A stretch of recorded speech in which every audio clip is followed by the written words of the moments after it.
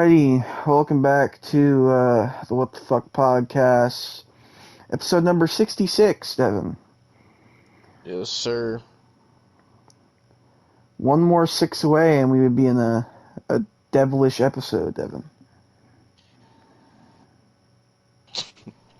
Well, yeah, that's true. Well, this episode's cursed, so the 6-6 must be in effect because this episode's cursed. Yeah, that's fair. Well, do you want to get on with the first topic, Devin? Because it was yours. So. I suppose.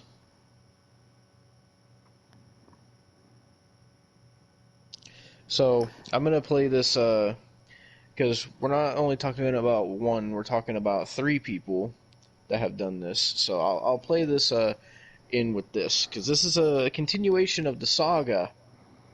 So, here's our intro for this. 'Cause I'm a pedophile! Pedophile! You goddamn right. I'm a literal pedophile! Damn, a pedophile! I work like a zip tie with a plastic gag. It'll tie you to my bed. Whether you're rate 9 or 10. Prepubescent, toddler, and kids with less kids address. Fuck kids, the answers. Heterophobic. Alright, so that was Mr. Girl. Somebody re-uploaded his fucking song. So, because they got deleted. But before we go into all this, like, who are we talking about first? And then I will play a clip real quick. Well, so we have to do the biggest one first, both figuratively and literally. So it is time once again. I know people are probably tired of us talking about him, but god damn it, he just won't fucking stop. Ladies and gentlemen, it is time to talk about Mr. Eat That Pussy 445, Bryant Moreland, because he has been caught again trying to meet up with a teenage girl. So, you know what EDP's doing right now? Hmm. I'm gonna fight all these urges, my brother. I'm gonna fight. Oh my god. That's what he was doing to that 15-year-old. He's just fighting all his urges, my brother. Jesus Christ. So, you heard that right. Everybody watching this has probably fucking seen this because it's all over the fucking internet. The news broke a couple of days ago when the video got leaked because a video of popular YouTuber Gideon with the up-and-coming YouTuber Skeeter Jean, they caught EDP in sort of a sting operation, not exactly a sting operation, but they caught EDP lacking at the dialysis center, and this clip came out. It was so ridiculous. Is why I love Gideon. You know, they could have just confronted EDP, but Gideon showed up in a whole cupcake costume. So this clip comes out of Gideon and Skeeter Jean trying to talk to EDP, and Gideon is like trying to be all serious wearing a cupcake outfit, and EDP looks dead inside, and he really looks worse for wear these days, man.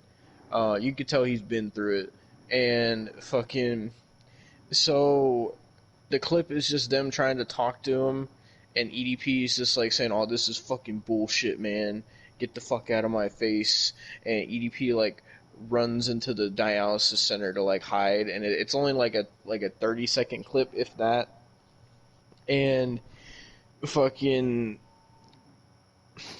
so that randomly dropped out of nowhere, and this shit fucking spread like wildfire. It was everywhere, bro. EDP once again trying to meet up with an underage girl, talking to underage girls. Man, you know, I thought he would have learned his lesson the first time, but he's continued to do this. But don't worry, that's not it. Oh no, this is only the beginning. We're going to be talking about EDP for a while, so get your snacks and your popcorn and everything you need, because we're talking about EDP for a while. Austin, I'm assuming you also know a lot of what's happened the past couple days, right? Yes, I do know. So, the timeline of events here, the reason that this leaked was because the victim herself, I won't say her full name, I don't know if it's something that needs to still be disclosed or not, but her first name is Kayla. I'll keep it at that. I don't know. She put this out herself. She is the victim. So Kayla uploaded this video 10 days ago called I'm EDP 445's victim.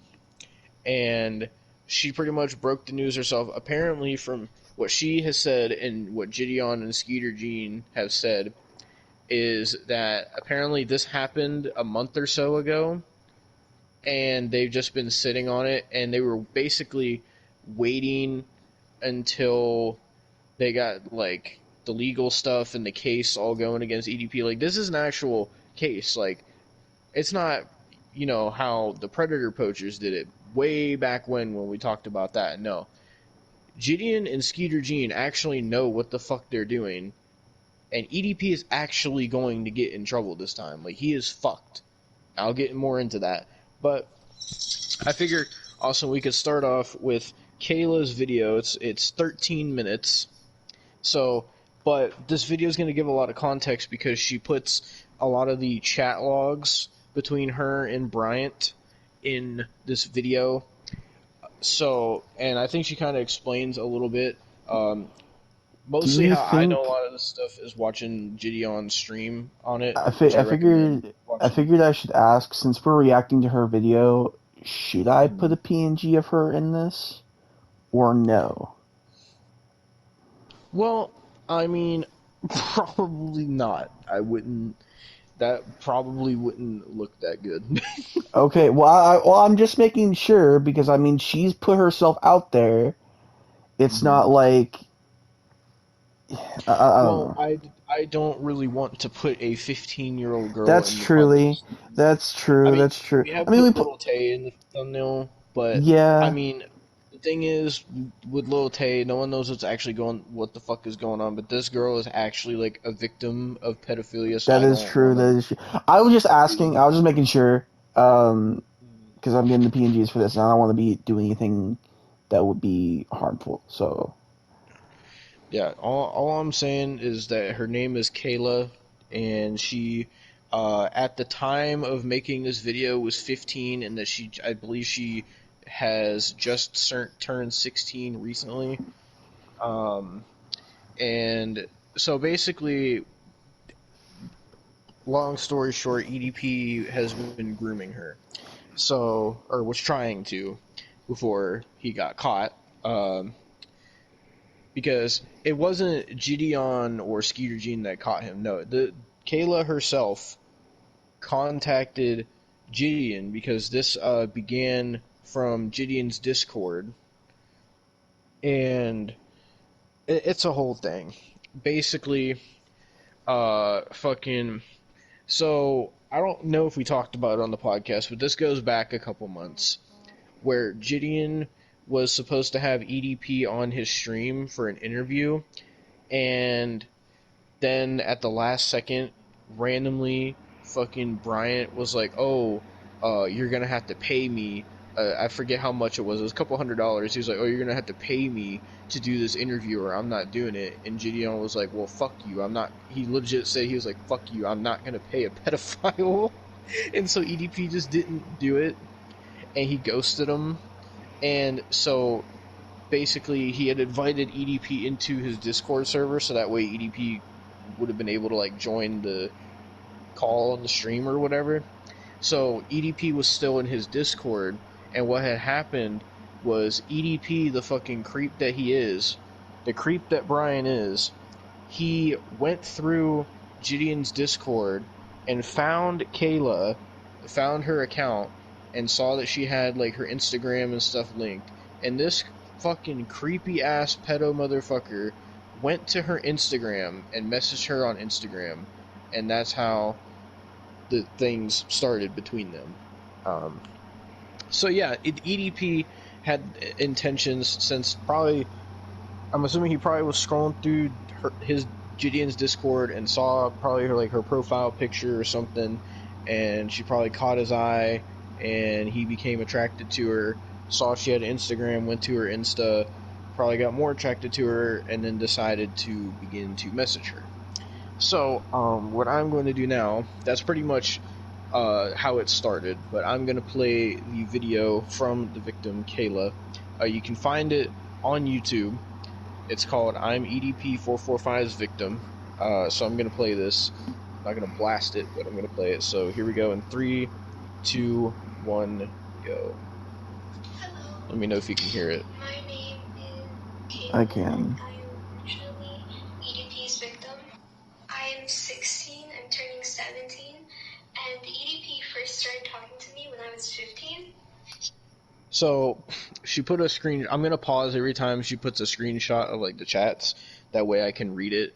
The full chat logs are not out there for good reason. Gideon explained it because if the full chat logs are out there, let's just say that EDP sent a lot of explicit photos to her. He sent dick pics and nudes to her, so very disgusting stuff. So that's why the full chat logs are not out there. But she has put some things in this video of chat logs that he has sent to her. So in the first screenshot here, so it was from his actual Instagram account. He hits her up, and Bryant says, "Sup."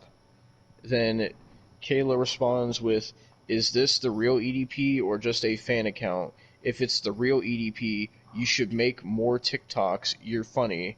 My friends and I are 15. We love watching them."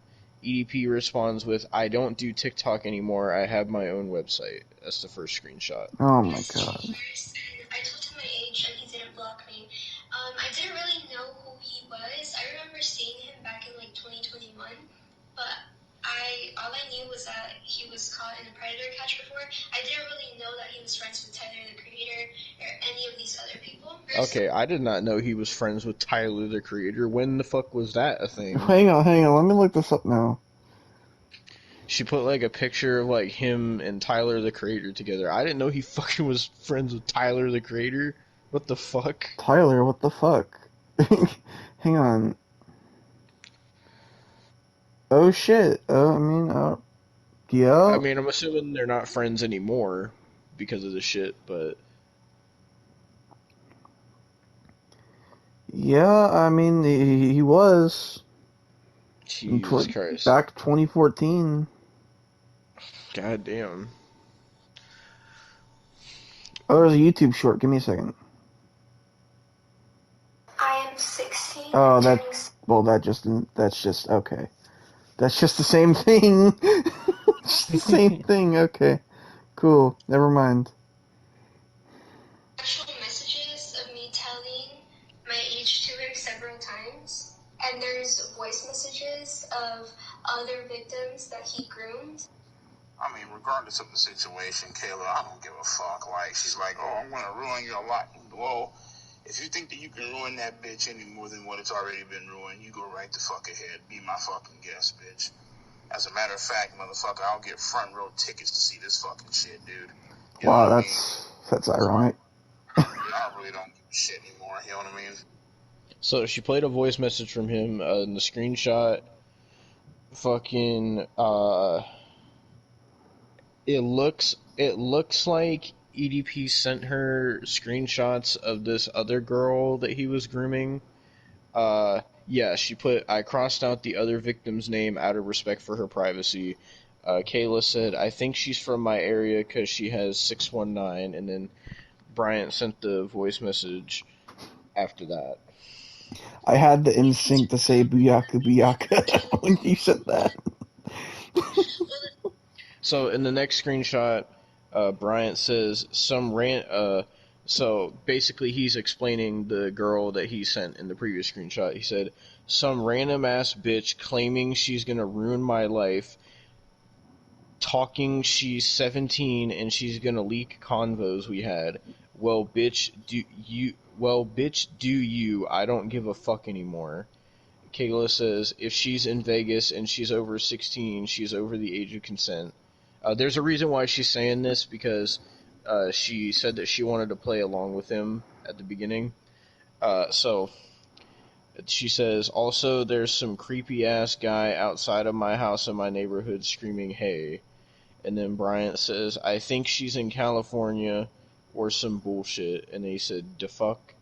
And then Kayla says, Stacy is wild. What's her Instagram? I want to see what she looks like. I bet she's blonde.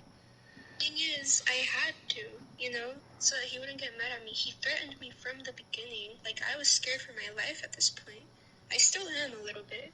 He sent me nudes. So, what she's talking about is when they first started talking, when he first hit her up, she didn't put the message in here, but pretty much Gideon talked about it as well. So, when EDP first hit her up, he pretty much, warned her, if she tried to fuck him over, or to set him up, as he likes to say, that he said that he would fucking shoot her and kill her. So, yeah. Very different from last time we talked about EDP, because now he's making death threats to minors and shit. So, we continue. Several times he sent me videos of him nutting. He even suggested of being on call with me and me seeing... Oh, hold up, I forgot to pause. Several times he sent me videos of him nutting. He even... Well, I didn't know that. I didn't know he sent her videos of him coming. That is way more fucked up. Jesus Christ, Bryant. Why? So, in this fucking message, so he messaged her on Instagram, and apparently, gave her his actual number, and they were messaging on, actual phone numbers. So this screenshot is from an actual phone conversation, where EDP says, I know you're oh god, it sounds creepy. He says, I know you're asleep, but gotta admit, since the day you messaged me, I've been dreaming about sliding my cock, keep inside that fresh, you-know-what, just ducking away I'm assuming he meant fucking, away your innocence, showing you how a real man does it.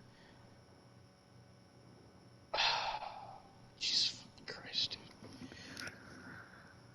Oh, so she blocked out his number in the screenshot, and so before he sent that, he sent her a nude photo of himself. So. Suggested of being on call with me and me seeing him nut. He had a fantasy of taking my virginity because, yes. Okay, another pause here. Sorry, but so another message from Instagram. Bryant says, ever since you told me you were interested in me, I've kind of had this fantasy of pinning you on the bed and taking your virginity. I am a virgin, okay? He had a fetish of being with a, quote, young emo girl like me, which by... So another screenshot here this is from their phone conversation. Kayla says, I'm monotone over text.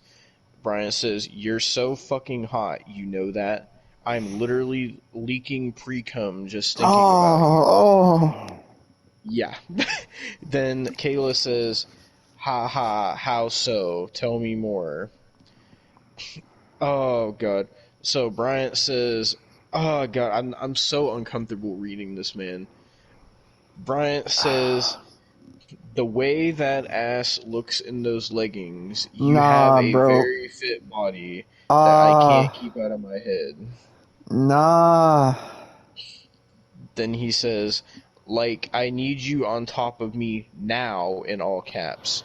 And that sexy ass Spanish/Latina accent is enough to make anyone come. Then he says, I've always wanted to be with a little emo girl. Jesus Christ, Bryant. This is so fucked. This is worse than the Predator Poachers one. He's saying things that are so much worse.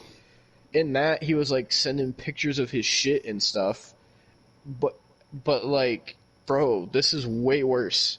way I'm not even emo. Like, I don't consider myself emo. This is just what this guy considered me. Not sure how he found me. I was on Dion's Discord. He was on Discord that day, and some people think that he saw me there in the voice call, but I don't know if he did or not. I'm a very public person. I'm a model. I have modeled for several brands before. I also make music. I do know that he subscribed to my YouTube. He would always make really weird sexual notes. He would, I know for a fact he has pictures of not me, but other victims saved on his phone. And these are like explicit pictures of victims that are on his phone. So yes, he does have CP. I remember waking up Sunday. Oh my god, bro. I didn't know that. I didn't know he had CP on his phone. Oh, How that's have they so not much caught worse. him? Bro, how has the police not caught him? If he has CP on his phone, how? How? Well, How? it depends if they have went through his phone yet, I guess. I Well, don't that's know the if they thing, have. though. That's the thing, though. Where is he getting these pictures? Because if he's getting these pictures via text, then damn straight, fucking, it's easy to detect. Like, you can't. I don't know. How the fuck has he not been caught? I don't know. I'm assuming that Kayla put that into the police as well, so I don't know. She said that he's on an FBI watch list, but I don't Bro, know he what. should have been fucking raided by now if he has CP. Like. So we continue. And feeling the urge to like vomit at. So another message here from their phone convo. EDP says, "I'm so looking forward to seeing you." Kayla replies, "Aw, what are you doing?" And EDP says, "Just watching porn, TBH, LMFAO, I'm bored as hell." That he was telling me, but I didn't. I kept this going because. Oh shit, hold on. Just put like 2 screenshots, like I really remember waking up fast. some days and feeling the urge to like vomit at everything that he was telling me. Okay, so in this message, he says, "One of my favorites, though, is..." Oh my god. He said one of his favorites is young teens, 18 and 19. Okay, no, okay. Now we're gonna go back to that apology video. Because Bryant! What Oh do you my god. mean? What? Oh my Jesus god. Christ. Bryant! Oh my fucking god, Another I actually. Austin, he said he was seeking the proper help for his What act. help? Apparently. This Oh, motherfucker has so you're gonna get pissed again because in his video about Gideon, EDP was like claiming that he's like in therapy and In counseling for this shit. therapy? In therapy? Yes. What kind of fucking Yes. therapy? I'm probably not the right therapy, but that's what he says in the video. And even Gideon Bro. fucking was like, "Bro, like what the fuck? Like, No, there's no way you're in therapy." this is getting to R. Kelly territory. This is getting up Jesus there. Christ, dude. This is actually the fact that he has CP, bro. What the fuck? And you're gonna tell me he's getting therapy? Go fuck yourself, Bryant. But Go Austin, fuck yourself. he got set up He because got of set up. He how got he's set up. famous. He set That's himself what up, he's saying. motherfucker. That's what. Okay, well, so let's get past this fucking video because we're only 2 minutes in. I mean, as soon as he fucking started fucking texting minors, he set his fucking self up. So if he wants to talk about getting set the fuck up, he's blaming God himself. Jesus Christ. So It pisses me off. So he continues here. He sends another message that says, "I don't mind it. It would hurt if you cheated on me with another girl, though. LOL. I would be destroyed." And then he messages again and says, "And if I'm being honest, the fact that you're still young but super mature for your age is a turn on." Nah, Is what he nah, nah. Oh, and then he Bryant, says after that, "I hope that's not weird." Is what he said. you fat fucking Kool-Aid man looking motherfucker. Oh my What is wrong with you? Honestly. Oh my god. I'm trying to get the next one. Okay, there we go. Alright. What were you saying? I was just getting to the next one because it's like 1 second after that. I can't with this motherfucker.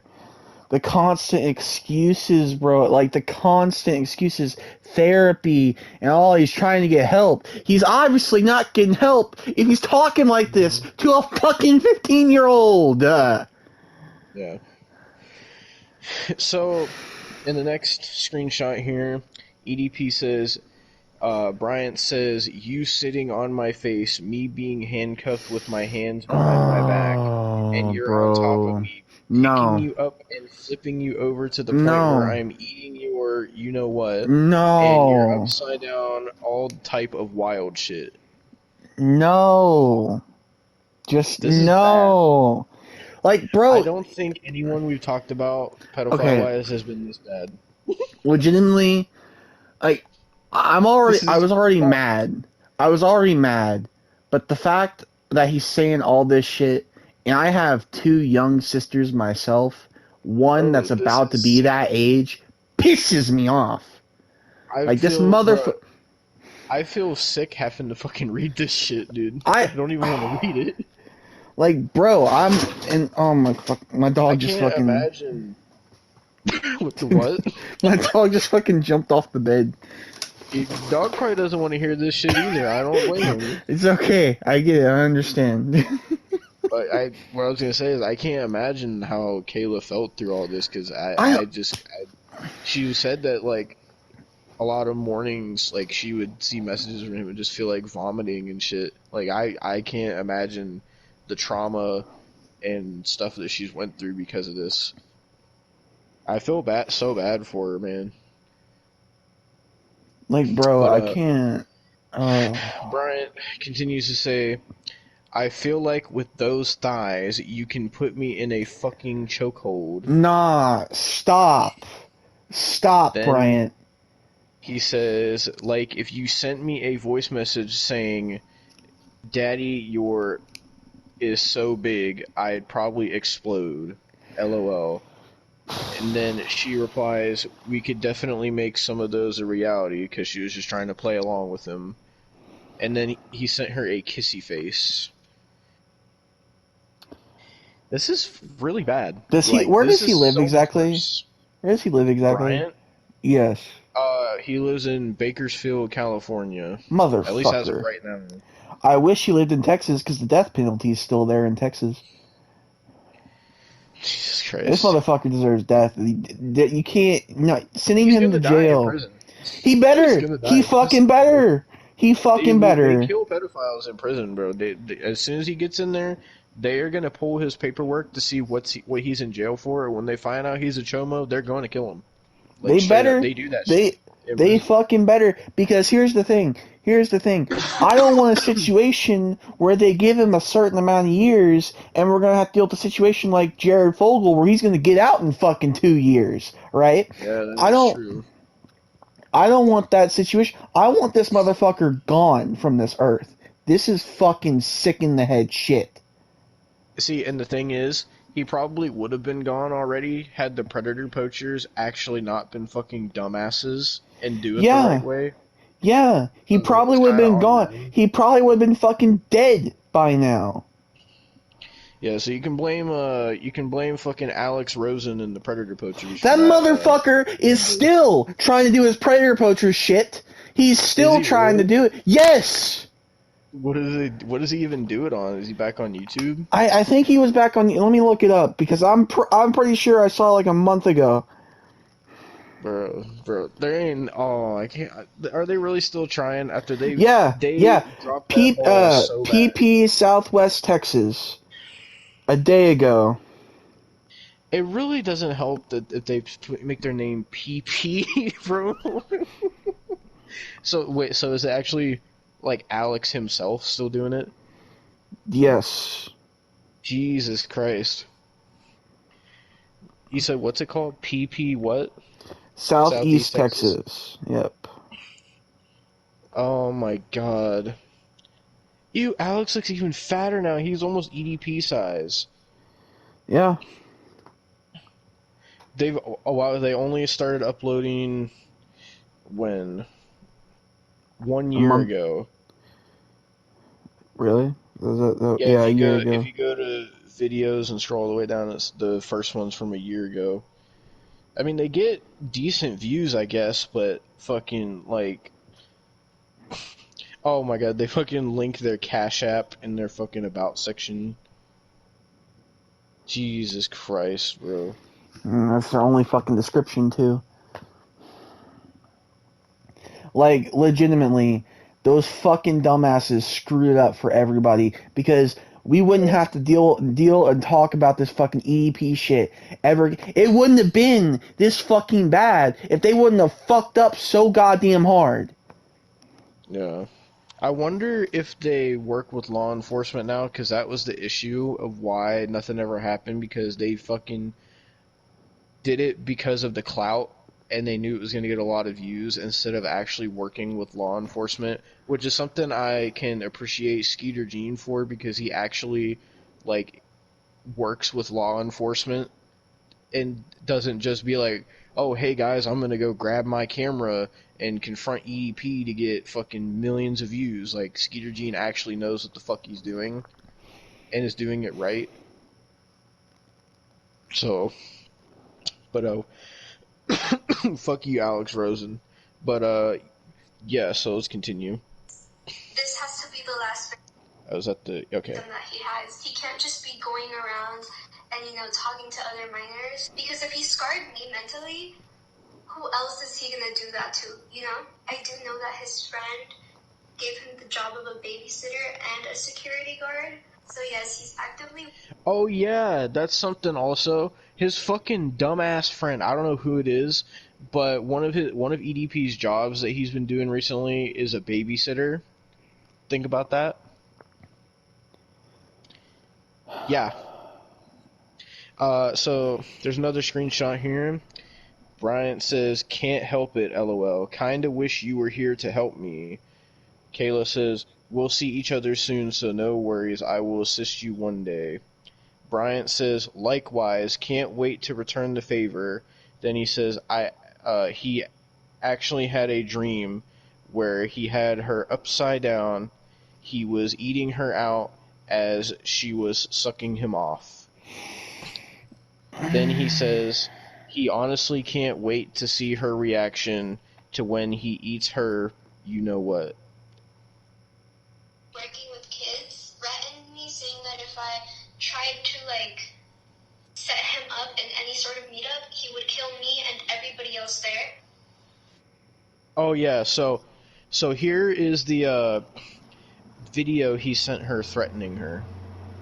So I'm gonna play it now. I'm telling you right now,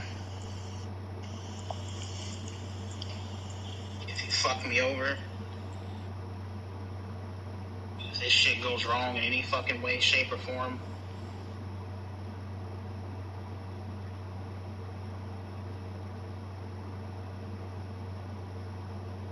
give your soul to the Lord. Because your ass burns, man.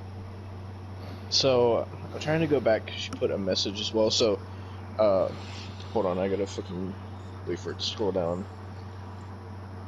So after he sends that video, he says, in other words,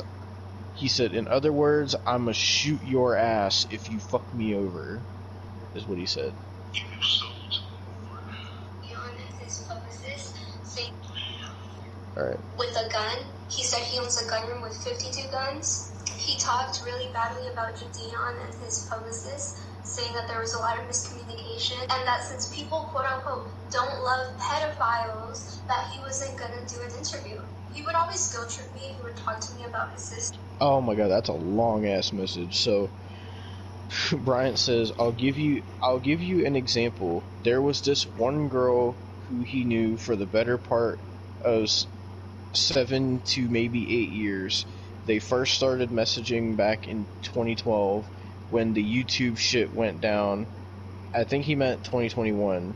I don't fucking wait.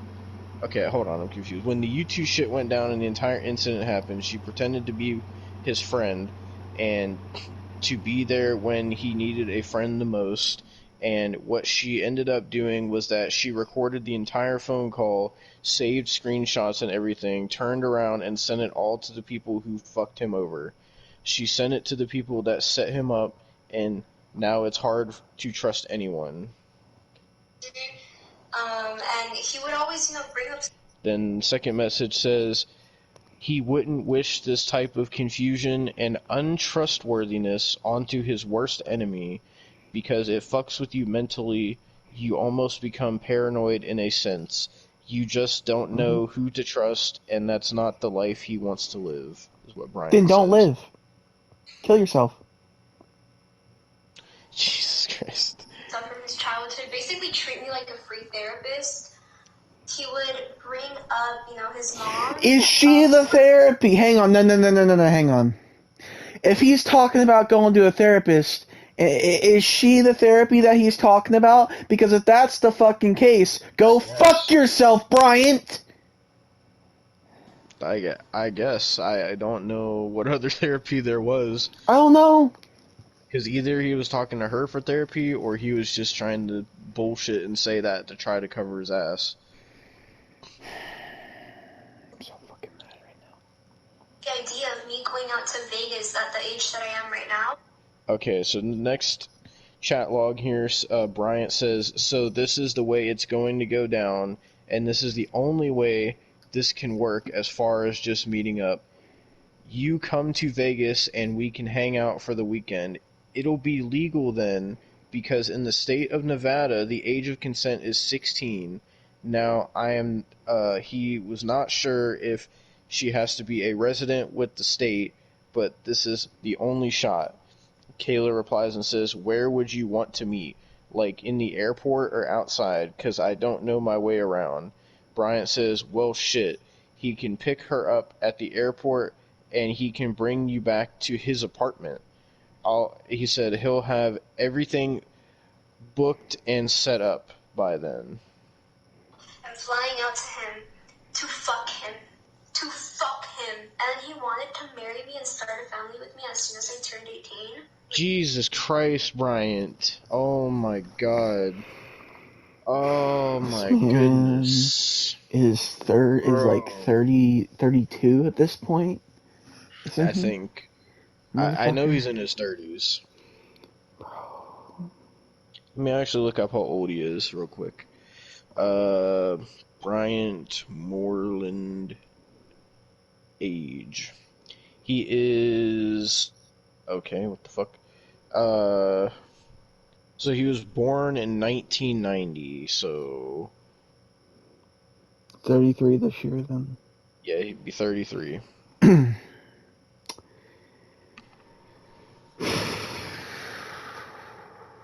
He's 33, and she was 15. Just think about that.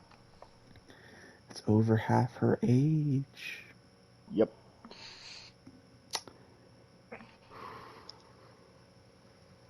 Basically, he was trying to groom me to start a family with him. And I'm not a licensed therapist to put labels on anybody, but he also had a very weird fetish with himself. He told me that he wanted to, fuck a fan or date a fan of his.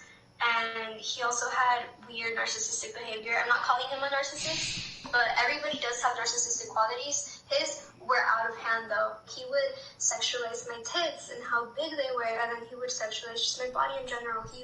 Okay, so this next chat log she puts here, Kayla says, yeah, I know.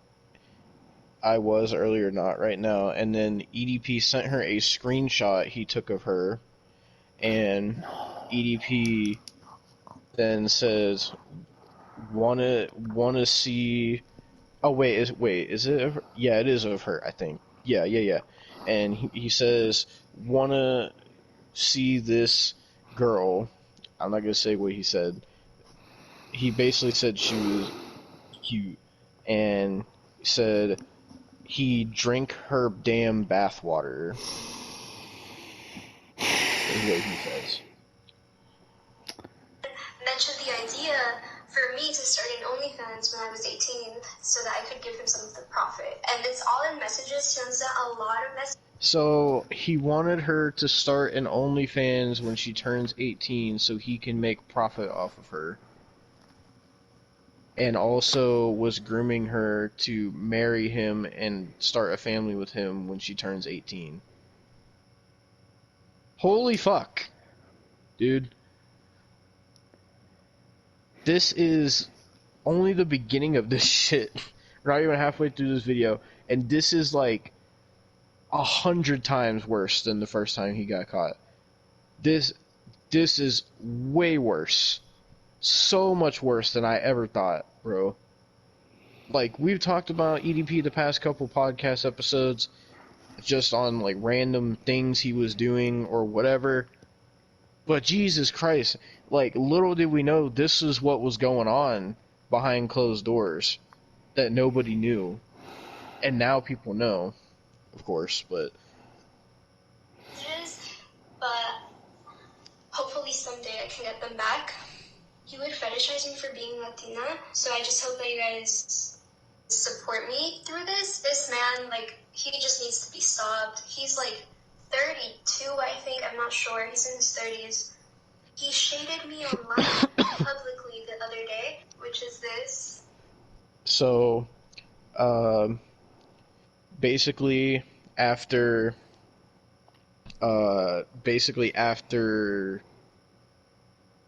he got quote unquote set up, he shaded her on his Instagram, and he puts this picture of, it says, when you find the perfect 2022 Ferrari, but it's got over 200k miles on it, and it's like a picture of this mom with like 3 young children, and then in the description he puts, there's no piece of ass in America worth putting up with the headaches you're about to encounter. The reason I'm saying he was shading me is the same thing that he told me before he blocked me. He has me blocked. He went homeless for like 3 weeks, and he was living in his car, and then he found like a mattress in like the street, and like he finally got like an apartment or something and took it back to his apartment. I mentioned to him how like Yeah, so that's the state of his living now, is he's been homeless and finding like dirty mattresses in the street and shit. So it is way more sad and pathetic than we thought. Like, he's actually fallen so far down. He's pretty much at rock bottom now. Considering where he was before all this shit happened to now, he is hit rock fucking bottom. And now that this shit's coming out on top of that, he's gonna go further than rock bottom.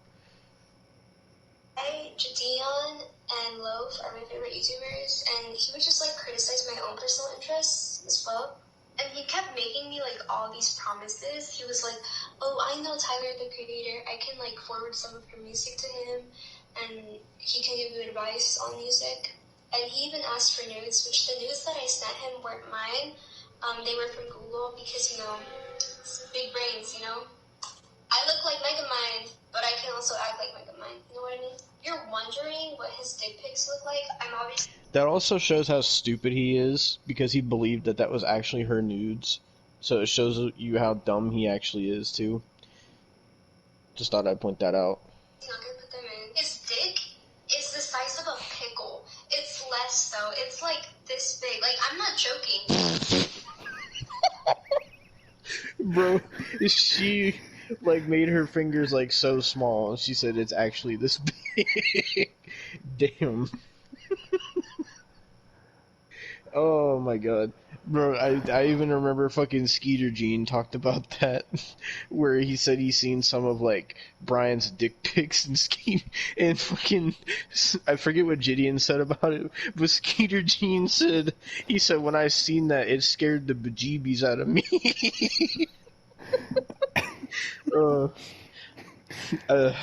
Jesus Christ, so we continue. I wish I could say I was joking. Like, Jadion saw him for himself. He could tell you guys. But it was like this big.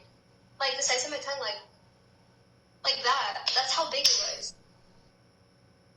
He also said that he has friends that meet up with like 17-year-olds, and they go to the meetups and they bring guns and they threaten them in case they want to say anything.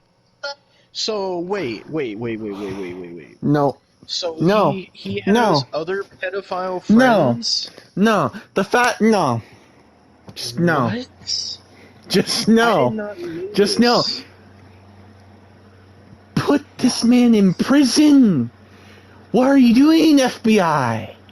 What are you waiting for?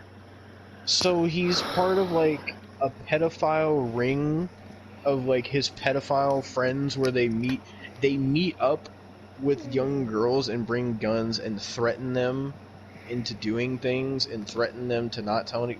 Bro, what the fuck, dude? My head actually fucking hurts because I can't process this.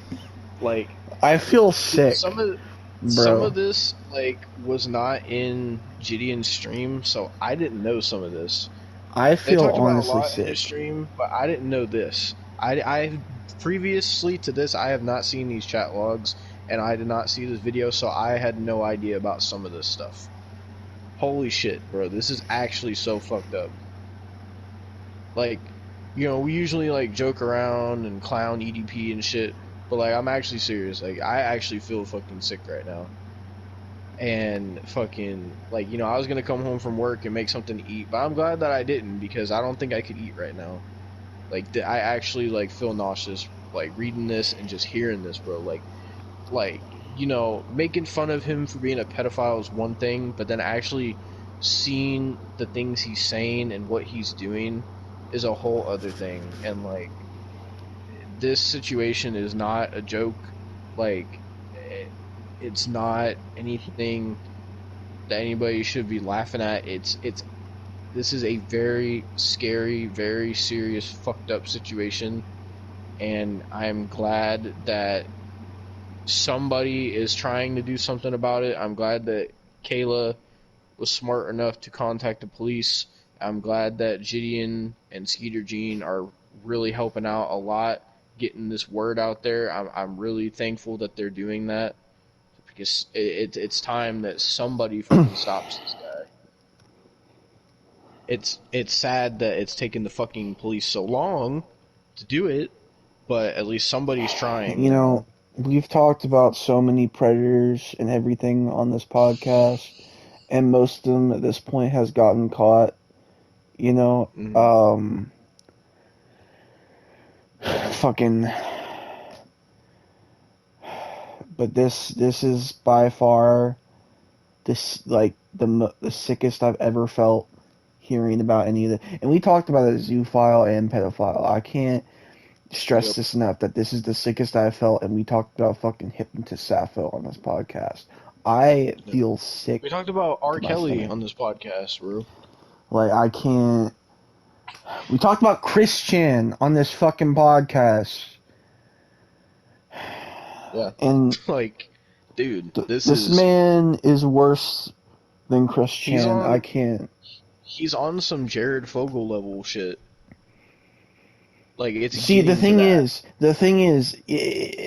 just knowing that he has CP, you know that's not all. You know it's not just a couple pictures. You know it's like fucking hard drives.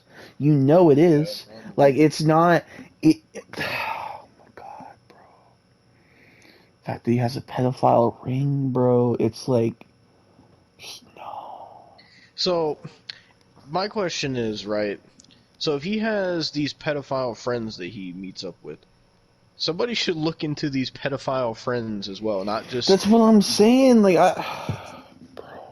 Like, if there's a whole ring going on here, they need to be looking not just at Bryant, but everybody else in this ring, too. And all these victims need to come out as well, on all these other people, because even if, you know, which I hope that they do put Bryant in prison, but even if they do, just putting him in there isn't going to... you know, stop it if the ring of his friends are still doing it. You know what I mean? So now I'm just thinking, like, around 2021 we had heard that there was like so many victims towards it, and now if you think about it, like, there's probably a lot more victims now. Oh yeah, because back in 2021 it was like 5, And then when we talked about him some point this year, like he was I don't know if you remember, but he was like messaging underage people on TikTok, on his TikTok and shit. And then from what Gideon was saying, like Kayla isn't the only one. Apparently it's been like a lot of other girls. He didn't say a number, but he said it's like really a lot. So it seems like the past couple years he's gotten 10 times fucking worse. So he obviously didn't get help like he claimed. But let's continue this video. Honestly, EDP doesn't know where I live. I sent EDP my ex's address. So if you're my ex and you're watching this, you'll be fine, don't worry. But yeah, you're fat as fuck. You're fatter than a black. Hold on, what is this screenshot? So he sent her a picture of him like looking into the camera, laying down, and he said, "I was halfway asleep, LMFAO." Fucking Tesla. You're fatter. Okay, god damn it, she showed like fucking so many pictures at once. Hold on. So if you're my ex and you're watching this, you'll be fine, don't worry. But yeah, you're fat as fuck. Ew, there's this really cursed picture that he sent her where he used like this filter of like him as a beaver eating wood. You're fatter than a black fucking. Okay, so he sent her a picture of him wearing his Eagles stuff, and he said, "Out here rocking that 1988 Eric Nowlin jersey. Out here shutting N-words down, LMFAO." Tesla, you're fatter than a Oh god, apparently they were like on a video call. She has like a screenshot of like the video call. seal. Like, bitch, you go to SeaWorld. You are SeaWorld. You're Oh just my as god. fat as the fucking orcas there. Like, shut up. Like, bro, So you he's are just so SeaWorld. disgusting. He criticizes women's bodies, and then he questions why he's not married. And it's not the fact that he criticizes them. You know, we all need to be humbled. We all need to be given advice sometimes. But bro gives it when he's fat as fuck. Like, what? And then he would mention how, like, I was a good rapper, and he would have me rap for him or, like, sing for him in calls. That he would sexualize my voice. He would be like, oh, you should moan in my ear. Like, oh, I have a fantasy of, like, pinning you down on the bed. And it was like, bro, like, at that point, I was just, like, in shock. It's a traumatizing thing to have went through. It definitely scared me of men a little bit. It did something to my brain. I can't recall what it was, but it's just overall scary. I know that he subscribed to my YouTube channel. I know that EDP is subscribed to my YouTube channel, and he's gonna see this video. And he might unblock me and talk to me. But EDP, I just have a message for you. Apologize to the victims and actually get therapy. Because when you made that fucking apology about, oh, I'll change, I'll grow, I'll be better, I'll go to therapy, I'm getting the help I need. You sent me that apology when you were talking to me, you lied to all of your fans. You did. That's literally what you did. And you haven't went to therapy, you haven't seeked any sort of fucking help. Well, there's your answer. She said he hasn't went to therapy or gotten any help. So that answers your question. I honestly hope he dies. The death. You haven't. And he talked to his mother before she died, and then he took an oath to her that if he ever were to talk to, like, a minor, he would kill himself, and that he was on the verge of suicide. And I'm like, then kill yourself, Brian. Do it. Because I'm 16, I'm turning 17. You're trying to groom me to marry you, and your mother's fucking deceased. Going forward from this, I'm just gonna try to distract myself. I hope that this isn't like a thing where in a couple of years I'm like more traumatized than I am now. I'm trying to just like, you know, do what I was always doing. I always have been making videos. I've always been vlogging. I've always been making music. I've always, you know, been doing all these things. I guess I just have to be a little bit more secure because I'm not sure if he's gonna try to fucking kill me now. I'm really not sure. He said that like one of his hobbies was going to like the gun range to practice, which is like scary. Like that's already a red flag. Like listen, isn't that what a sociopath does before they go murder a ton of people? Like, am I crazy here? Or do you guys see the connection? Because, like, every other school shooter before has had an obsession with guns. I wouldn't be surprised if he gets really mad at this video and goes and does that. You know what I mean? I'm sorry to all of his fans that thought he changed, because he hasn't. He hasn't changed, and he lied to you about that. And I am, unfortunately, his victim. And now I have to go to therapy for all of the fucking threats he made to me and the way that he has now traumatized my brain. You know, it's just like it's just something kawaii, you know? It's building my character, you know? It's kind of a weird thing, though, to think that that man watches all of my content. Like, he saw the video of me making ice spice cake. And please hold this man accountable for his actions, even if you're his fan. You know, you can like someone's content, but not like them as a person, and that's okay. And he blocked me the day that Jadion catched him with Skeeter. That's literally all I'm gonna say. But yeah, thank you. Okay, hold on. This last like 3 minutes looks like it's gonna be all chat logs. Okay, so hold on a minute. Okay, let me turn this down a bit. So it says, I present to you the EDP finale. So, oh god, alright. So in this screenshot, Bryant says, LOL, no, it was this redhead chick named Debbie Davis. Bitch was a sloppy ass drunk and her house was a total wreck.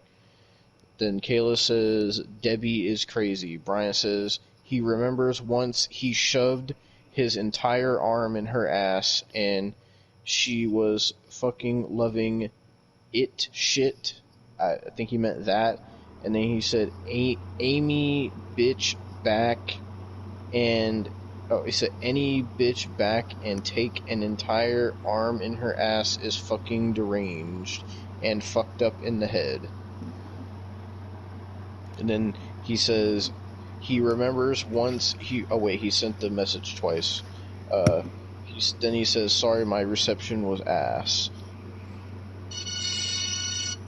Then, oh wait, she just zoomed in on that, okay.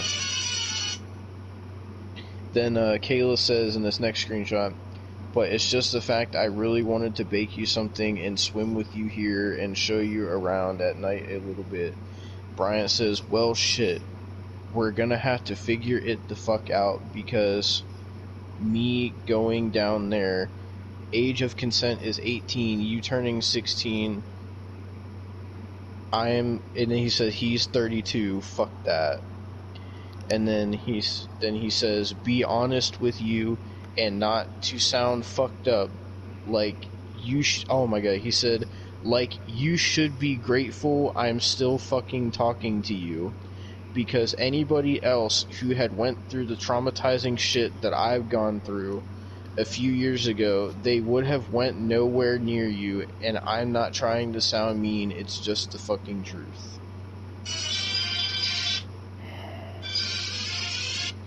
And this one's from Instagram. Bryant says, whichever you prefer. Kayla says, why not both? Bryant says, it can be both, kissy face. Then he says, he bets she will taste so damn good. Kayla says, do you think I taste like Skittles? Bryant says... No. Bryant says, LOL, maybe. Either that or strawberries. Kayla says, I use strawberry body wash. Bryant says he's literally... Oh my god. Bryant says he's literally masturbated to the thought of her laying on his bed, him opening her legs and sliding his you-know-what inside of her, pushing his way inside of her tight you-know-what. This is what he says in this chat log.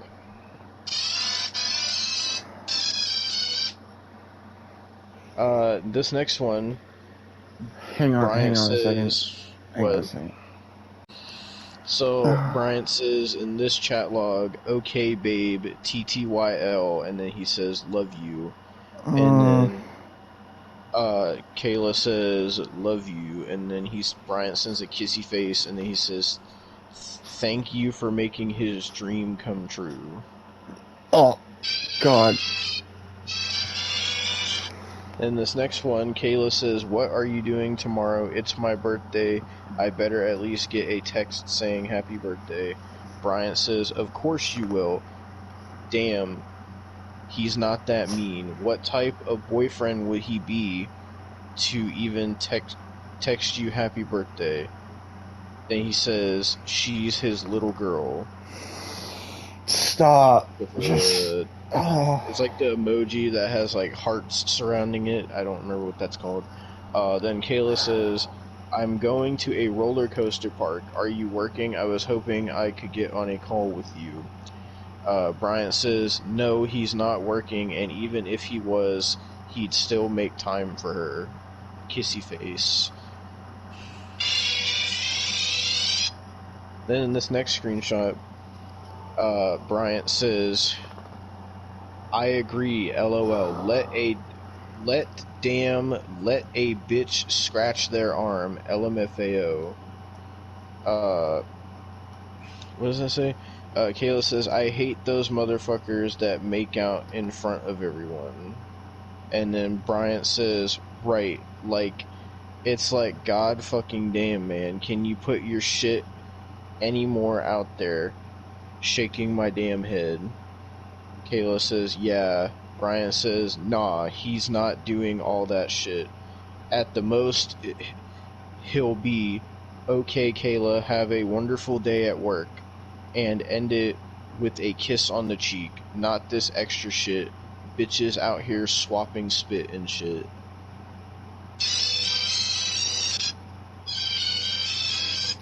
Oh, Jesus Christ. Okay, this next one, Bryant says, "But to answer your question, yes, he does fantasize about her all the time."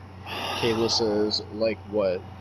Bryant says, "Her sitting on his face, him being handcuffed with his hands behind his back, No. and her on top of him, picking her up and flipping her over to the point where he's eating her, you know what, and she's upside down, all type of wild." Oh wait, I read that one already. I guess she put it in here again.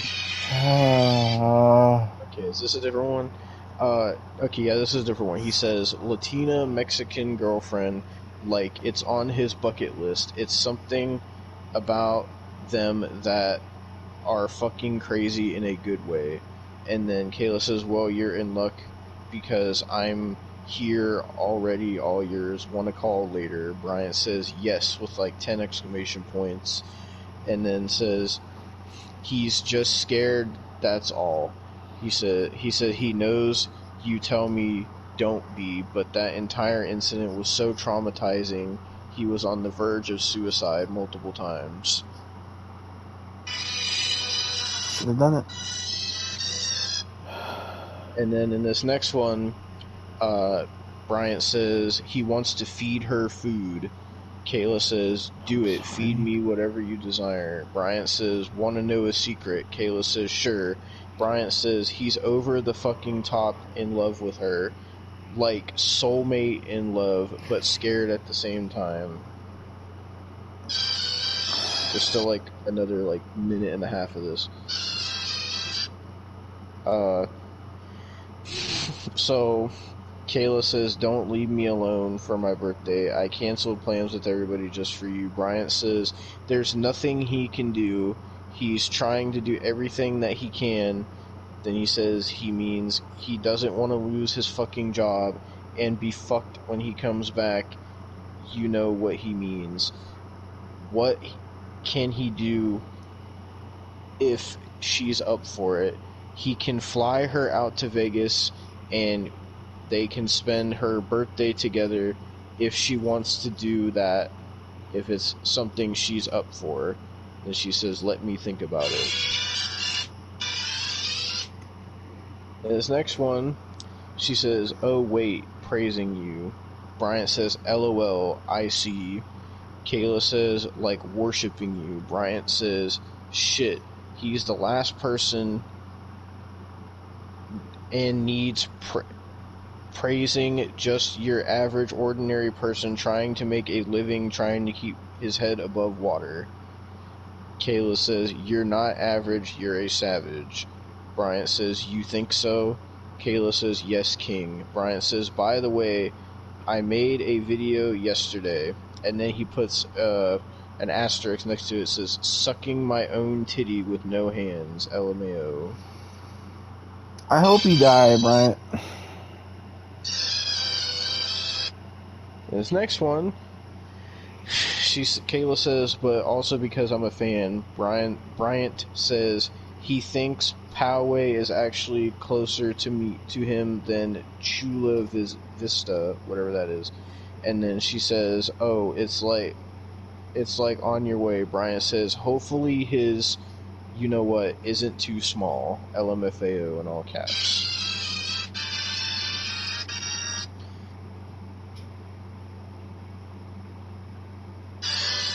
I think, yeah, I read that one. Wait, Bryant says he actually had a dream where he had her upside down and was eating her out as she was sucking him off. And then he says, honestly, can't wait to see her reaction when he eats her, you know what? And then she says, that's an acrobatic move. Then she texted him good morning. Bryant says, what are you doing? Kayla says, just woke up, how about you? Bryant says, just hanging out before he goes back to work. Gonna fucking sweat like a slave in the damn heat. Then he says, he's afraid to say this, but she has to promise him he won't scare her away. And then she said, it won't. What's good? And then Bryant says he's falling for her hard, like super hard to the point where she's constantly on his mind.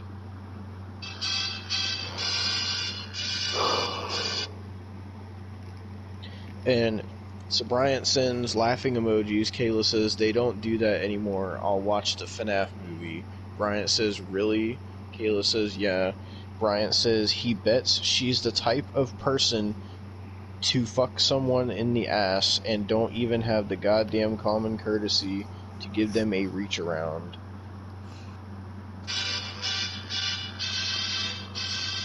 And then apparently they did a video call, and then Bryant says one of his fantasies is eating her you-know-what while she's asleep, totally surprising her.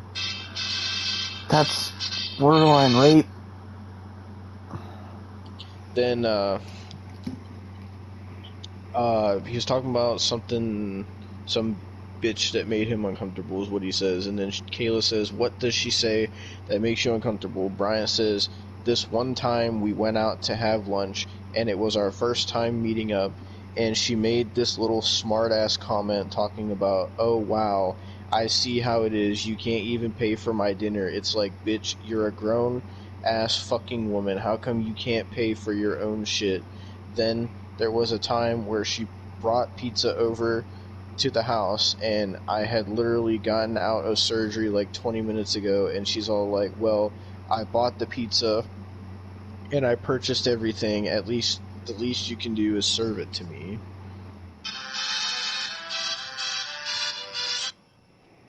And this one, Kayla says, aw, making me blush. Bryant says, sorry, he knows it's late. If she wants to go to bed, he doesn't want to keep her up. She says, yes, I'm sorry, I'm really tired. Bryant says, get yourself some rest, he'll talk to her later. Then Bryant says, by the way, do him a favor. If she really isn't up to anything, send him her address. That way, if she does pull some snake-ass sneaky shit, he can come after her ass. Then he said, I'll send you mine out of good faith. Deal? Then Kayla says, we'll be good, cutie. And then Bryant says, to be honest, he's always been attracted to her. She's so mysterious and different that he thinks it's sexy as hell. Then she says, I think I'm just honest, really. Then he calls her daddy's little emo girl. And, oh my god, this screenshot, still like a minute left, bro. Fucking, Bryant says, making him beg. Kayla says, LOL, text cause my phone won't charge at all. It's literally barely at 10%. Brian said, no worries. Then he says, guess what? So occasionally he jerks off at work, and right now he's so hard. He remembers she said she was good at giving head. Then he says, please let him stuff his you-know-what inside her mouth. Then he said he'll do anything. Then he says, my God, ignore that. He feels so damn embarrassed. Oh my god, why is there so many? So Bryant says sure, and then he said he's not even trying to guilt trip her, but that's the difference between her and him. When she's going through some shit, he's the type of guy to where regardless of how tired he is, regardless of what personal shit he has going on in his life, he's always going to find the time to listen and to hear her out, because just sitting there and listening can make all the difference in the world. But fuck it, you do you, good night, sweet dreams. Then she says, and I'm making time as well, just not right now. Tomorrow you can rant to me all you want. In this screenshot he says, how's daddy's little kitten? She says, I'm doing good, how are you, Bryant? So he thinks you sent this to the wrong person. She says, sorry, I was not excited enough. Bryant says, no, you're fine, it just threw him off. Then he says, to be honest, he keeps visualizing him sucking and playing with her tits. Bro, I'm trying so hard to keep down the vomit. Then this one, Bryant says, LMAO, she's the queen, he's inferior to her. She says, LOL, are you excited to see me? Bryant says yes with like 10 exclamation points, then says he can't stop hugging his pillow pretending it's her.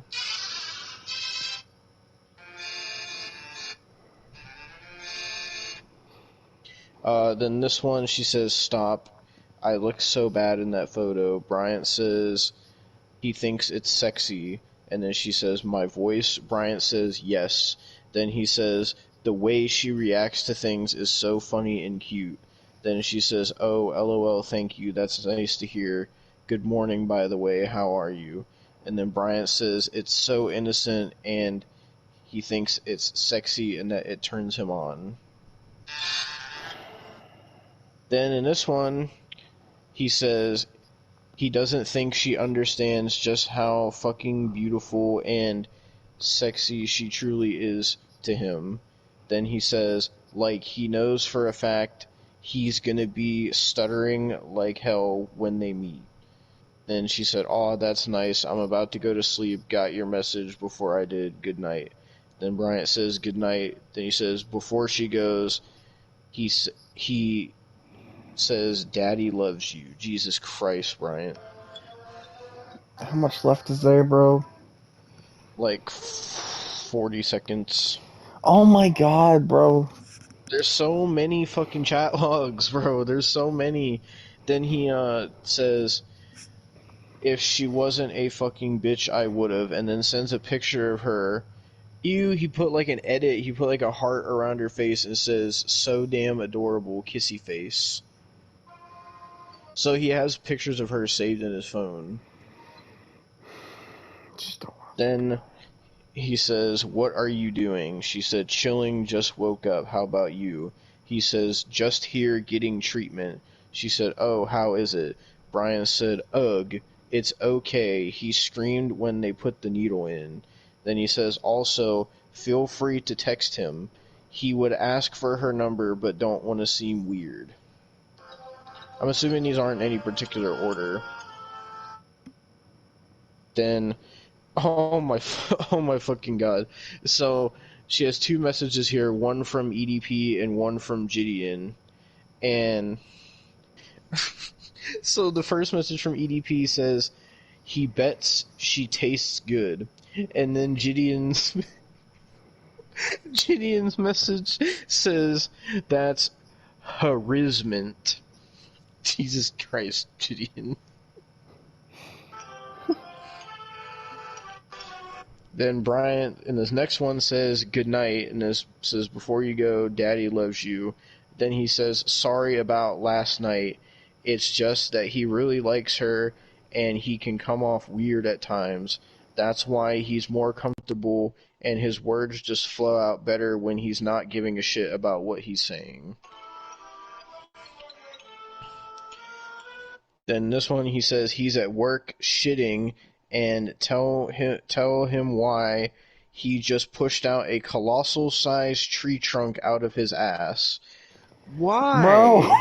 Bro, why? It makes sense, because in the first time he got caught, he was fucking sending pictures of his shit. Don't tell me he has, like, a fucking shit fetish or something, too. Is he on that Maki Ito? Then he says, how's his little princess? Then in the next one, he says, demand and no, he wants sit you down and give her the biggest kiss ever. Then she says, aw, that's so cute. Then he says he wants to have her for dessert. Then she says, LOL, what's your favorite dessert? He says his is ice cream called, oh my god, he said an ice cream called Kayla. And then he said, like to tease me. Then he said, you like.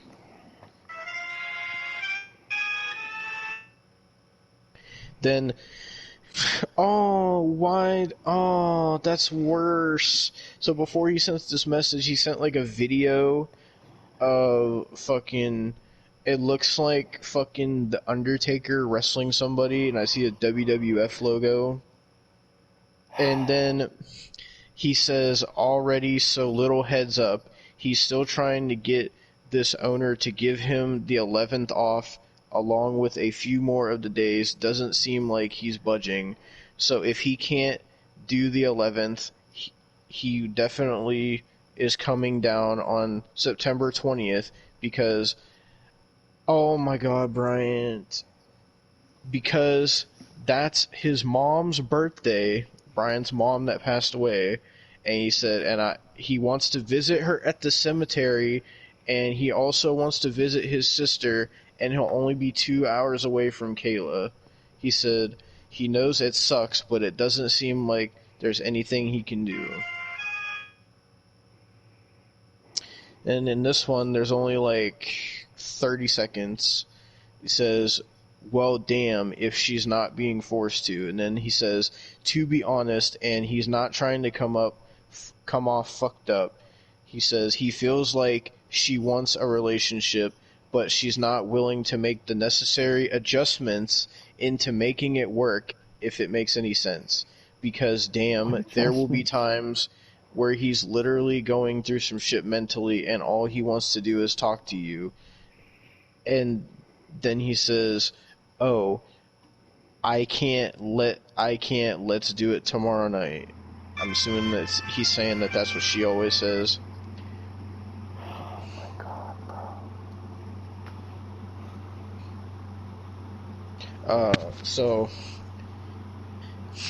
So fucking another message he sent her says, this bitch he used to date for 3 months dumped him and decided to marry a dude with a kid. Motherfucker looks like his ass is bound for jail.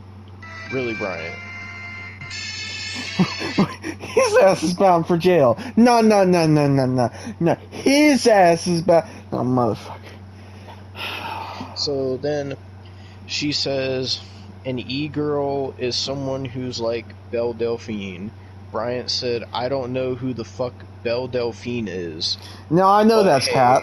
Now I know that's Cap. I know. Yeah, he probably knows. I know that's Cap, bro. And he says, but hey, if it's something you truly want to do, shit, why not? Then she says, LMFAO, I just need humor in my life, so I'ma do it. Bryant says, fuck it, why not? LOL, might as well have some fun. Then he said he approves as long as she promises to ride his face afterwards. In this one, she says, teach me. Bryant says, of course. And then he says, would she consider herself an affectionate person? Like, would it creep her out if he came up and hugged her from behind or kissed her on the neck? She said, I'm very affectionate. I think my love language is physical touch and gift giving. Then in this one, she says, good morning. He says, what are you doing? She says, woke up. Oh wait, I already read that one, so skip past this one. Then, another one from Instagram, Bryant says, not going to lie. He's saying she's sexy as hell, those red lips turned him on. Then he says he low-key wants to handcuff her to a bed frame and eat her you-know-what, the way she's forced to take it. Or that way she's forced to take it, sorry. Then, another one, he said, you're amazingly cute, and then says, the beauty is pouring out. Then she says, it's not leaving me at all. And Bryant says, to be honest, she looks a little sad, but at the same time, she's very fucking cute and beautiful. Like, he just wants to grab her face and hug and kiss it all day. Then, so he sent her a screenshot of one of her videos that says, I went to SeaWorld because I was sad, vlog. And then Bryant says, poor thing. And then he said, he wishes he could give her a hug, and that he feels so bad. Then he said, in this one, he says that she knows how he feels about homophobic slur. And then he says, he's a raging homophobic. Wonderful, EDP. Then we're at 1301 out of 1308. Bryant says, but isn't she on that emo vampire gothic shit? She should love blood, LOL. Kayla says, Shoddy loves opium. I don't know if you know what opium is. Bryant says, yes, he knows what opium is, LMAO. Then he says, where's Kayla? She in the back, higher than a kite. Is this the last one? Ew! They're like on a video call and she screenshotted him like sticking his tongue out at her with like his eyes all big. Okay, looks like there's one more. So Bryant says, he's good, babe. Thanks for asking. Heart emoji. And then he says, she's so sweet and thoughtful. That's what he loves about her the most. Then she said, of course, I'm gonna head over to the bakery later. So sorry in advance if I take longer to reply. Bryant said, it's okay. No worries. It just sucks that he's in love with her because he can't stop thinking about her. She puts a spell on me. Then she says, nah, no smell, but that's good to hear. And finally, that is the last chat log. But that's not it. Because EDP, after that happened, that took so long to get through, but after that happened, basically, Kayla had contacted the police and had contacted Gideon. Well, basically, she contacted Gideon's mods, who contacted Gideon. Then that's how Gideon found out. So then Gideon contacted her and spoke to her mom and spoke to Skeeter Jean and got everything going.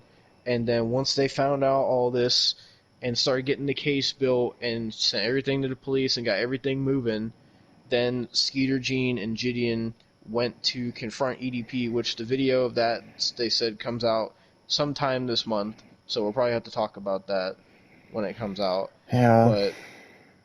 But, so,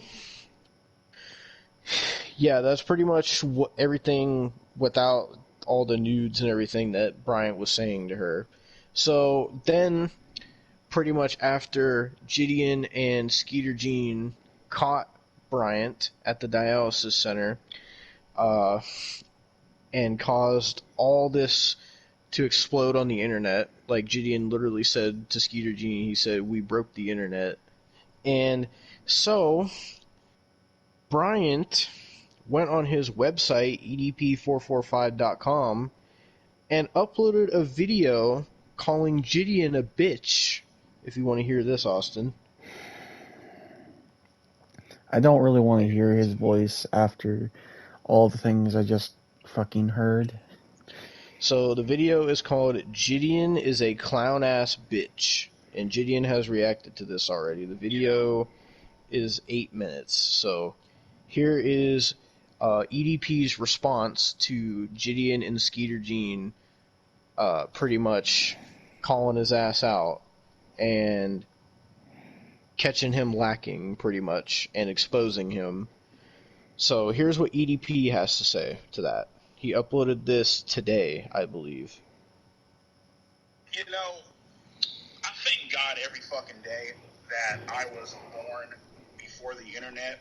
I know how to function without Wi-Fi. You know what I mean? When I was little, I actually knew what the fuck it was like to actually go the fuck outside, play with your fucking friends, get scraped up, get dirty, ride your bike and shit, play basketball. You still do that with kids today, don't you, Bryant? Yep, he does. Because I sit back, man, and I look at this day and age that we're living in now, and it's completely fucked. You know what I mean? You got motherfucking faggots out here that are doing anything for fucking views. I'm gonna cut straight to the fucking chase, man. You know what I mean? I'm talking about Gideon, right? Now, this guy is the definition of a fucking faggot.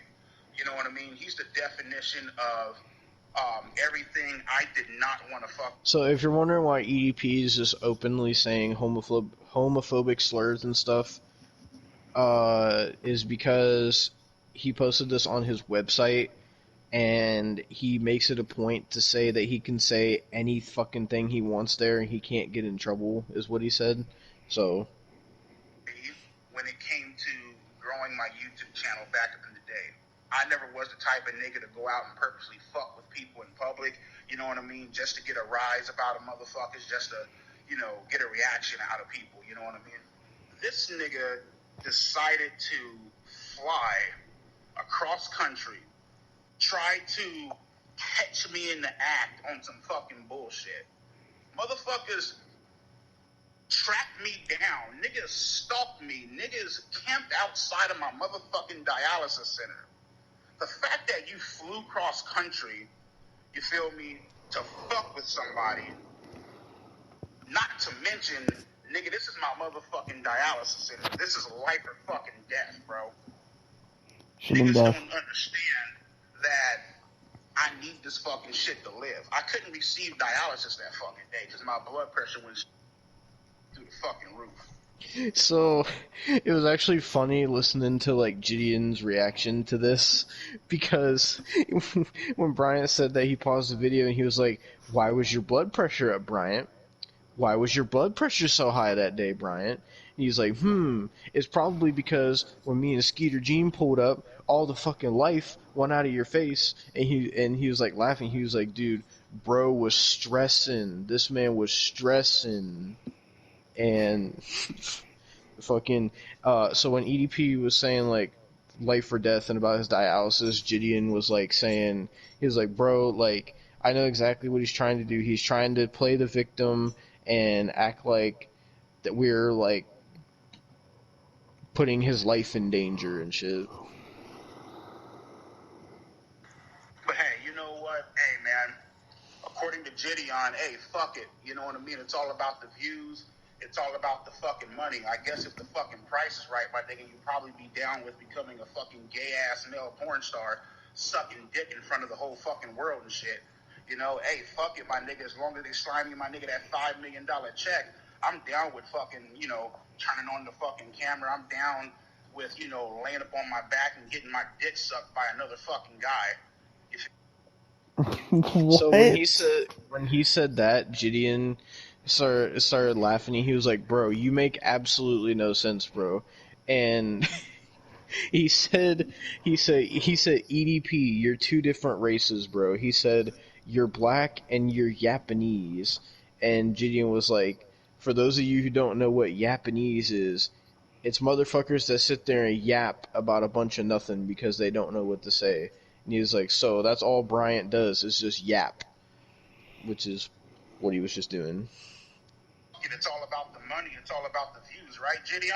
Fuck it, right? And then it didn't fucking end there. I had to go to the surgical center, right, to have a chest port put in my fucking chest. This motherfucker followed me across town 25 miles. Oh yeah, Gideon was talking about that. It killed me because he was like, I mean, he was like, even though I do got eyes in the sky on you, Bryant, and shit. He was like, it wouldn't have been fine. It wouldn't have been hard to fucking find you in that busted ass Honda that you drive. He started roasting the fuck out of his car and shit. And bro, Gideon killed me. He was like, honestly, if you ever seen Brian's car, the first thing you're gonna think is, yep, that's the EDP mobile. Across town. Hey, EDP, man, we just want a fucking word. Really, nigga? I just came out of fucking surgery. Videotaping me without my fucking consent. By the way, I'm not. If it sounds like I'm skipping the video, it's not. That's just how Bryant fucking edited this shit.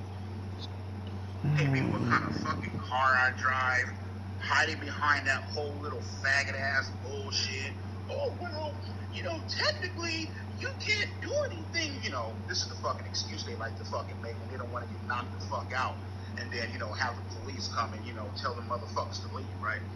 So when he said that, Gideon started laughing because you want to know what happened. So when Brian's trying to act all tough saying that, but Gideon said what really happened was was Bryant was so nervous that he went into the dialysis center and he called the cops on himself so the police would come there.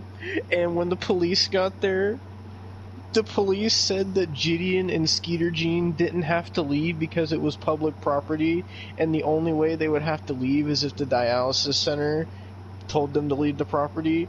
And then when they asked the dialysis center said that they didn't have to leave because they weren't doing anything wrong. Fucking Gideon was laughing about it.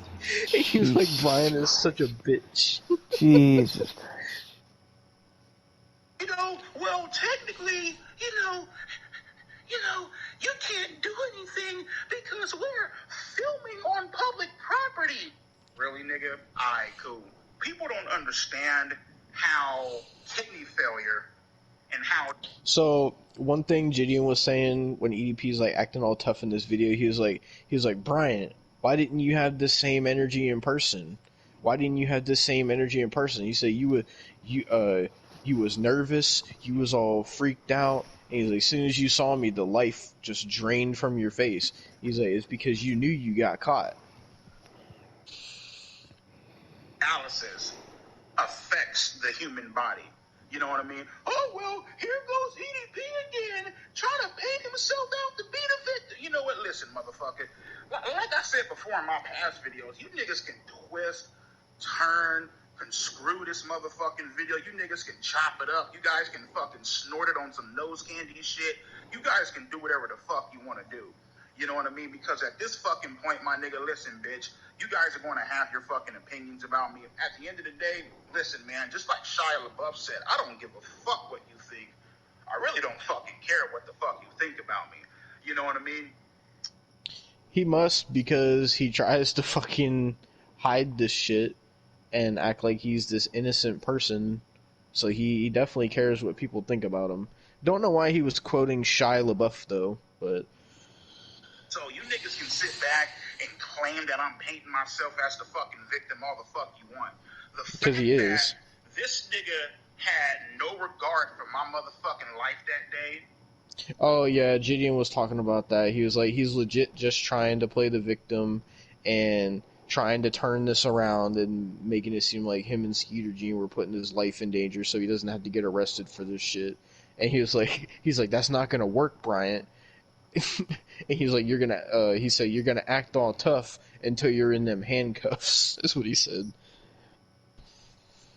Tells and shows a lot about this nigga's character. You feel me? The fact that I could have fucking died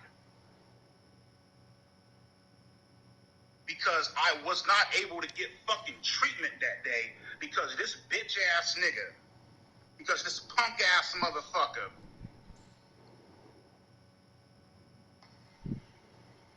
just goes to show you that this generation is fucked. So Gideon was talking about that too, where he was like, honestly, bro, if Bryant like would have like out of shock like fallen over and had like a heart attack or some shit, and he was like, honestly, I would have helped him. I know how to do CPR, and then then he was like hitting his elbow, and he was like, what I would have to do is drive my elbow into his chest, and he was like, now it's going to be difficult because there's a large surface area, and then he was like, so what I'm probably going to have to do is real quick hit a people's elbow and shit. Jesus Christ. Gideon like didn't even get offended at this. He was just clowning him so bad, bro. No. And he was like, if you think EDP's tough, just wait till the video comes out, because like you'll see like how he really was like in person. And he's like such a bitch. I'm gonna fast forward to the live stream because I was doing a live stream on TikTok. What was it, yesterday, day before yesterday? Oh, by the way, my TikTok account was fucking banned. No fucking shit. Saw that fucking shit coming. So all you motherfucking faggots who don't get no fucking pussy, you guys are probably fucking chattering amongst yourself, posting on fucking Reddit. Says the person that doesn't get pussy, bro. We got his account banned. Not really, bitch. I saw that fucking shit coming regardless, nigga. That's why I got my motherfucking website, nigga, so suck my fucking balls. Friend of mine decided to come on the fucking stream and decided to... Before he says this gets into the part of the video where he talks about one of his friends that was like actually trying to help him and was like telling him that he needs to go get help for this shit, and you'll see what Bryant says, because it makes him even worse of a person. My motherfucking Facebook Messenger, and he wanted me to address all this shit. You know what I mean? Oh, you should go get help. You should do this. You should do that. You know what I mean? You should address this publicly. You know, this and that. Maybe I don't want to address it publicly. It's because you know that you're gonna get that you got caught. Maybe this is something I'd rather handle up in a private manner, my nigga. Maybe this is something I don't want to fucking talk about. You call yourself a true friend? If you were a true fucking friend, you would understand and you would respect my wishes, as opposed to pinning me in a fucking corner and forcing me to talk about something I don't want to talk about. Oh, well, you should go get help. Oh, I just want to see you get better. Who's to say that I'm not already talking to somebody? He's not. You're not. You dumbass. His friend legitimately wanted him to get help and get better, and this is how he acted towards his friend. See, Bryant, here's your problem. You don't want to get better. You want to keep talking to the fucking 15-year-olds. You just want to sit... You want to get caught by fucking Chris Hansen and fucking Skeet Hansen and fucking goddamn Gideon and the Predator Poacher. This motherfucker needs to go to prison. The fact of the matter is, I don't know how it has taken this fucking long to get this motherfucker behind bars.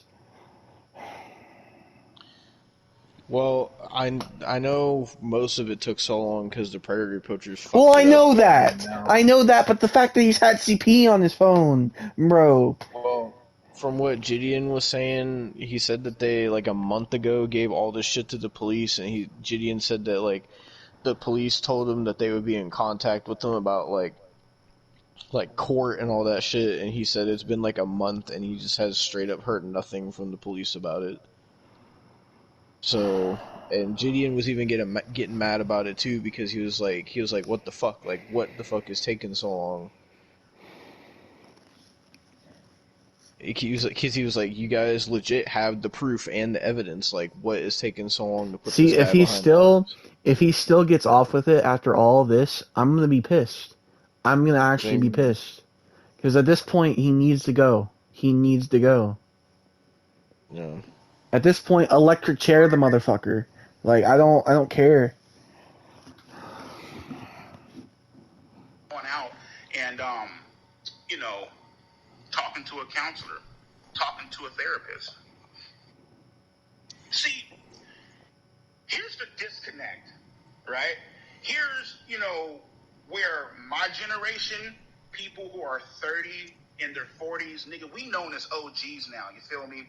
All the little punk ass motherfucking faggots who are 28,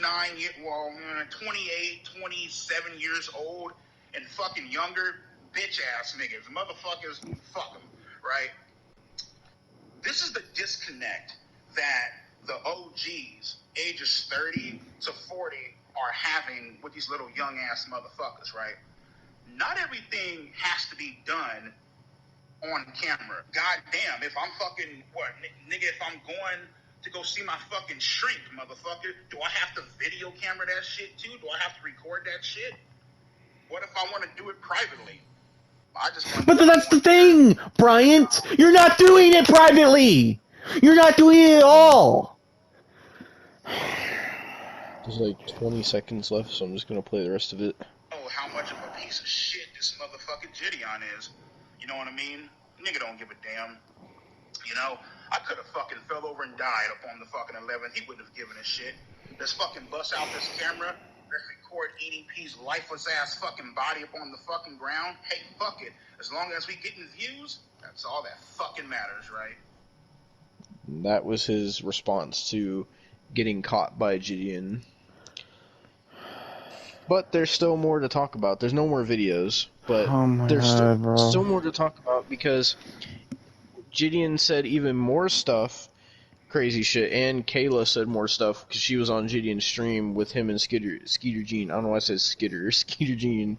And so basically, she revealed that EDP is on an FBI watch list, and EDP has made death threats, obviously, but it came out that EDP went to the gun range and he put a picture. You know how they have like the dummies at the gun range that you can shoot?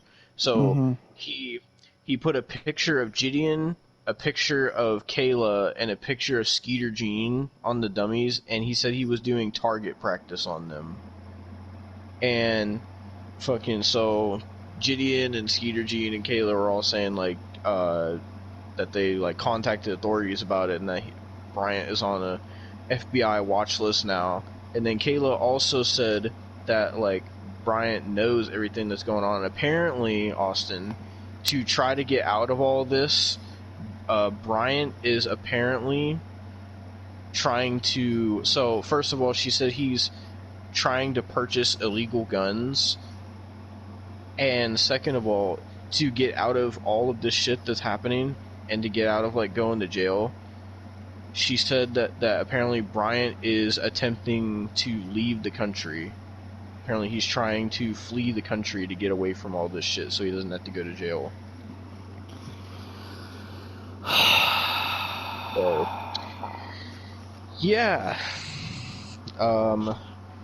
And as of right now, we're recording this at the beginning of September. That is pretty much everything as it stands. There is one thing I want to say. This clip had me dying laughing. So EDP, remember how I said he was going to do that interview with Gideon and he ghosted him? Well, he ended up doing an interview with this other guy. I forget what his fucking name is, but he did an interview with him. And so it was EDP and these two other guys on this interview, and like every time they would try to bring the pedo shit up, EDP would just say lawyer, lawyer, lawyer, and then fucking so they fucking they add this guy to the call, which turns out to be Gideon, but EDP didn't know it was Gideon, and so he changed his profile picture to EDP, and Gideon changed his Discord account to EDP Lover. And so Gideon was like putting on this voice, and he was trying to act like he was this EDP super fan, and was like asking Bryant all these questions, and Bryant was like answering, and then fucking this part had me dying because Gideon turned his camera on, and Bryant saw him, and he froze, and he was like, "What's up, Bryant? What's up, Bryant? Remember me? Remember me, Bryant? What up, Bryant? What do you gotta say, Bryant?" And fucking EDP looked like he was scared to death. He looked like he seen a ghost, and he fucking left the call, and Gideon started crying laughing, bro. It was so funny. Jesus Christ. But, yeah, as of now, that's pretty much everything that's happened. Like I said, Gideon said the video... I think Gideon is posting a video, and also Skeeter Gene is posting his own video on it as well. And those are going to come out this month, as well as Gideon said, which we're going to have to talk about this too. Gideon said that next month, him and Skeeter Gene are planning to go visit EDP again. So, we'll see what happens with that. But finally, with that being said, that is the update on EDP getting caught again, still being a pedophile and being a horrible, disgusting, despicable, scumbag human being that deserves to either be behind bars the rest of his life or to die. Everything that I read, absolutely deplorable and absolutely disgusting. And I feel so terrible for the victims that he's affected, that he's threatened, and that he's done this to. And I hope that they're all able to get justice by Bryant going to prison. And it's so fucked up. It is so fucked up, bro. It is beyond fucked up. Yeah, I mean, honestly, like out of context, like it was more fucked because Devin was reading it and everything. But like on my side of the story, like hearing all that and knowing that, like, because I have two sisters, and like one is around the age of 15, you know, almost 15, and that just sickens me to my fucking core. It's just sickening, bro. I can't, bro. Yeah. And if he does go to prison, which I hope he does, he's gonna be fucked. Is all I gotta say. He'll get everything that's coming to him. Yeah. Hopefully. But I guess from one pedophile to other pedophiles, if you want to switch to your topics now, because I need a fucking drink after talking all that, because my throat hurts. Alright. More fucking pedophiles, because, you know... Yep. Why not, man? Where the fuck is my phone? I don't even know where my fucking phone is right now. Bro, I gotta find that before I talk about any of this shit. Fuck's sake. There it is. You know, what's funny is that it started out with just one of these pedophiles before the EDP shit even happened. Like, days before it happened, I had told Austin to look this up, and he found out about it, and I thought that it was going to be the only pedophile we talked about, and then I think it was like the next day, and it was like, bam, EDP caught again, and I was like, oh my god, are you serious? No, it was the same day. It was the same day? Yes. Oh my god, that's it was the same worse. day. So, fucking, trying to think of his name. Fucking Kyle Massey. Yeah, Kyle Massey. Kyle Massey. Yeah, former Disney star Kyle Massey got charged with sending explicit messages to a minor in 2021. You must have missed this. I don't know how we missed this out of everything, man. I don't know, to be honest. I don't know. It's 2 years later now. But he was charged with 1 count of immoral communication with a minor, according to People in Variety magazine. So I don't know if he's actually in jail. Is Kyle Massey...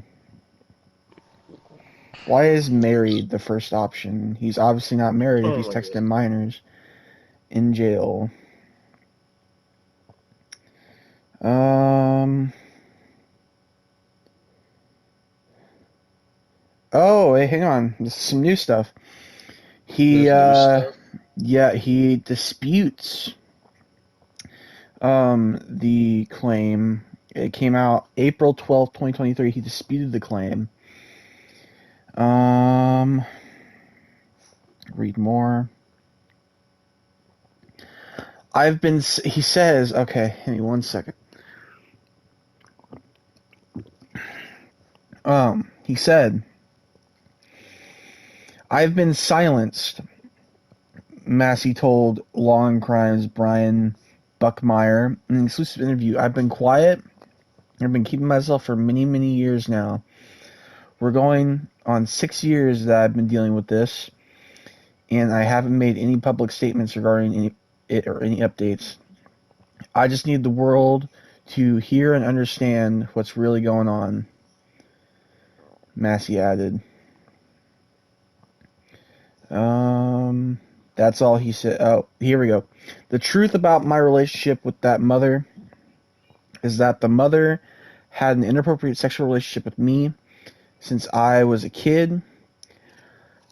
When I was 15, Massey said, adding that the woman did a multitude of different things, including bringing him to hotel rooms, giving him alcohol.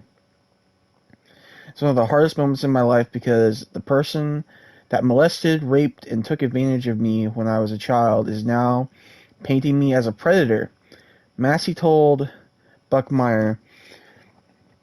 And it's just like mind-blowing, is what he said. So apparently, it looks like he says he's being framed, from what he's saying. He said, I was set up. I was framed. Oh, don't say that. He said, even in the police statement, the mother says Mr. Massey was promising her, the mother, to marry her, the mother, and for them to move, Mitchell said, providing anecdote from a potential witness who claims to have heard from the mother that her intent was to get the Disney money and to get impregnated by Mr. Massey.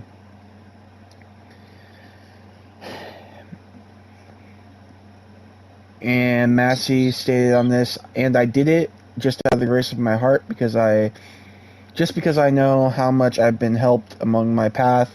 Massey added, noting that he'd also received help along the way. I didn't just do this on my own, so I'm the type of person where I'm not selfish. I like to see people reach heights, so that's what I would do. So as far as this girl, the whole me helping her situation, she was just another person I was trying to help. I've been famous since I was 18 years old. Or not 18, fucking 8 years old. Okay? 8. Massey said, when you're at 16, a 16-year-old superstar, and you're the most famous African American in America, you're going to meet 12-year-olds with dreams, and a lot of those people have flown and they touched the stars with my help and with my guidance.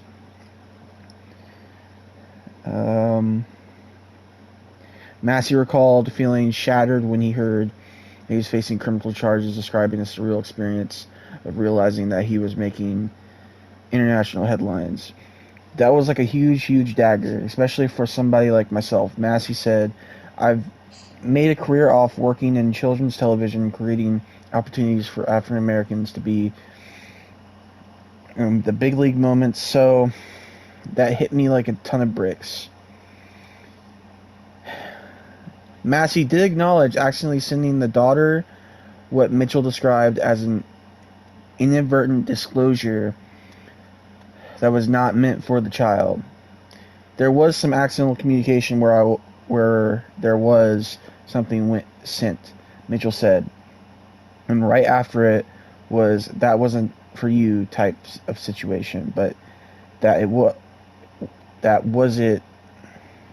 But that was it. Okay, I don't know why that confused me for a second. The date and time that they claim they arrested me, I just so happened to be filming a TV show with the production timestamp in front of 200 witnesses, Massey said, after claiming that Kings County was not provided documentation such as booking photo, fingerprinting record, and that would reflect his alleged arrest. After that, they basically used a fake arrest to get me in a court date that I didn't show up to, that got me to my warrant, Massey added, referring to the $100,000 bench warrant as a bounty. Jesus. So yeah, that is the update. So he says he is being framed. Whether that's the case or not, I mean, hopefully. I mean, I don't want to think that he's a predator or not, but, you know, hopefully, you know. Yeah.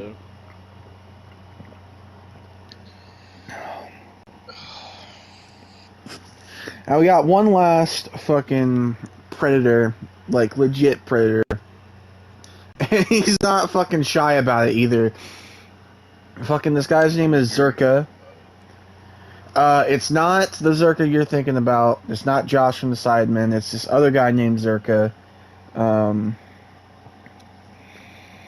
It's spelled Zherka. Now, basically, he had just admitted. He admits to being racist and going to a different fucking country to fuck a 16-year-old. Here's where he does it. So, yeah. On what? We're on pedophile.com right now. She's 16. Pedophile.com? I started the website. It's 2 P's. Bro, I found her when she was 9, so she couldn't struggle. Yeah, he's so sweet. You were weaker back then. It's a lot easier to fuck me. Now I kind of. Wait, so what is she to you? What is she to me? Like a stepdaughter. Yeah, like what is your relationship with each other? She's my dog. Get on all fours, you fucking piece of shit. Sometimes I bark like him. a dog, bitch. Bark like a dog. That's what she is. She's a slave. She's a slave. And I'm Django. I'm that nigga. But I reclaimed my freedom. And now I whip every race. Chinese, black, everyone can get it. Especially women. I fucking hate all minorities. Jesus is king. Shut up, white people. Okay. So, yeah. Keep in mind, it was a black guy he was saying that to. Then we have this video where he's just sitting with the child herself on his lap. Oh, that's good. How are you doing? I heard you guys were too toxic for a little lady over there. Yeah, well, you look just like her. These white bitches look the same. Oh, that's good. I can replace it. By the way, he's white. You're blonde now. He's white. So. Yeah, I'm on fucking weed. Oh, It looks so good. look at my back. Yeah, fucking my head is so big. No, I didn't. All down was the steps last night. Check. He's like twice the size of her. Young-looking girl that I've used to get on media and get canceled, and it's crazy because it's like, even though we don't fuck, she's so into me. She quit. Look at her Twitter and see if I'm lying. I got her to quit porn, and it's not like I'm offering her anything besides I said I'll be around. Not forever. Bro. And then, fucking Aiden Ross, of all people, confronted him. I was waiting on, fuck you. So I was waiting on, You call me a pedophile? Yes! Yeah, Sneeko told me you're a pedophile. Yeah, I am, but I didn't know you knew, like, what the fuck is Sneeko just talking shit? Wait, you're actually a pedophile? I like those 16-year-old girls. I mean, it's a little bit weird, don't you think? What is called pedophile? No, dude, I went to a state where it's legal, and... Huh? You don't think it's weird to fuck 16-year-olds? It's a little weird. No, it's weird, but they're so hot, dude. I went to a state where it's legal, and I just fucked one. Yeah, nah. Come on, bro.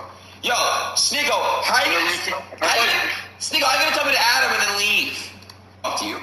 So I was waiting on Yeah, so... Yeah. Fucked. Just fucked, bro. Actually fucked. So many pieces of shit in this world, bro. Yeah. So, that was the complete cancel segment. It was fucking 3 people. Didn't need to be. Why were they all pedophiles? I don't fucking know. Don't blame me. Blame fucking social media and Hollywood. That's all I can fucking say.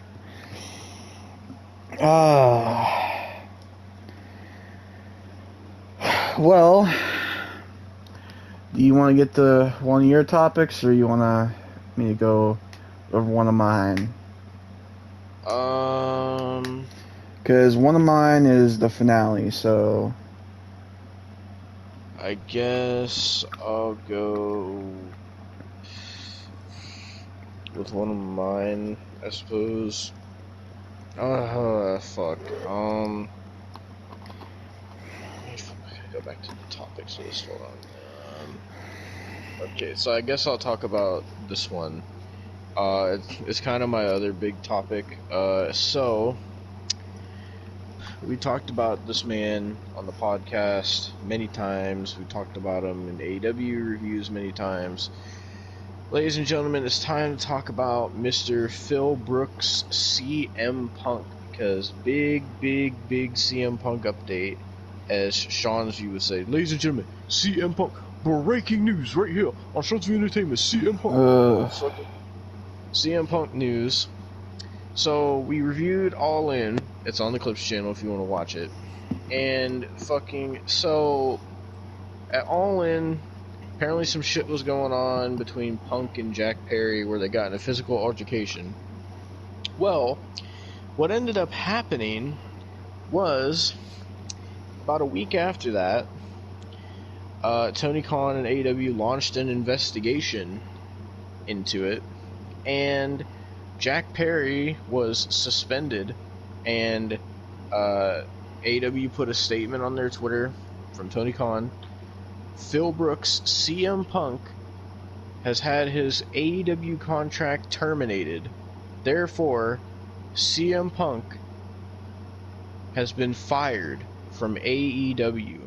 So he is no longer a part of the AEW roster. So all the CM Punk fanboys can cry. And fucking, yeah, so CM Punk has been fired. And now there's rumors starting of him going back to WWE and all this shit. And it's just been back and forth on what really happened. Because there's people that side with Punk, there's people that side with Jack Perry, there's people that think it's all Punk's fault, there's people that think it's all Jack Perry's fault, there's people that think it's AEW's fault. And then fucking on All Out, which was the next week, Tony Khan cut this promo about how he had to fire CM Punk, and they were in Chicago, and the crowd booed the ever-living shit out of Tony Khan. And Tony Khan said that in the altercation, he feared that his life was in danger because of CM Punk, apparently.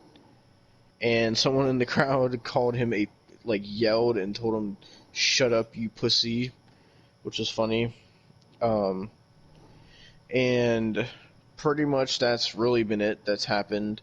Punk got fucking fired, and now no one knows what he's gonna do, if he's gonna retire, if he's gonna go somewhere else.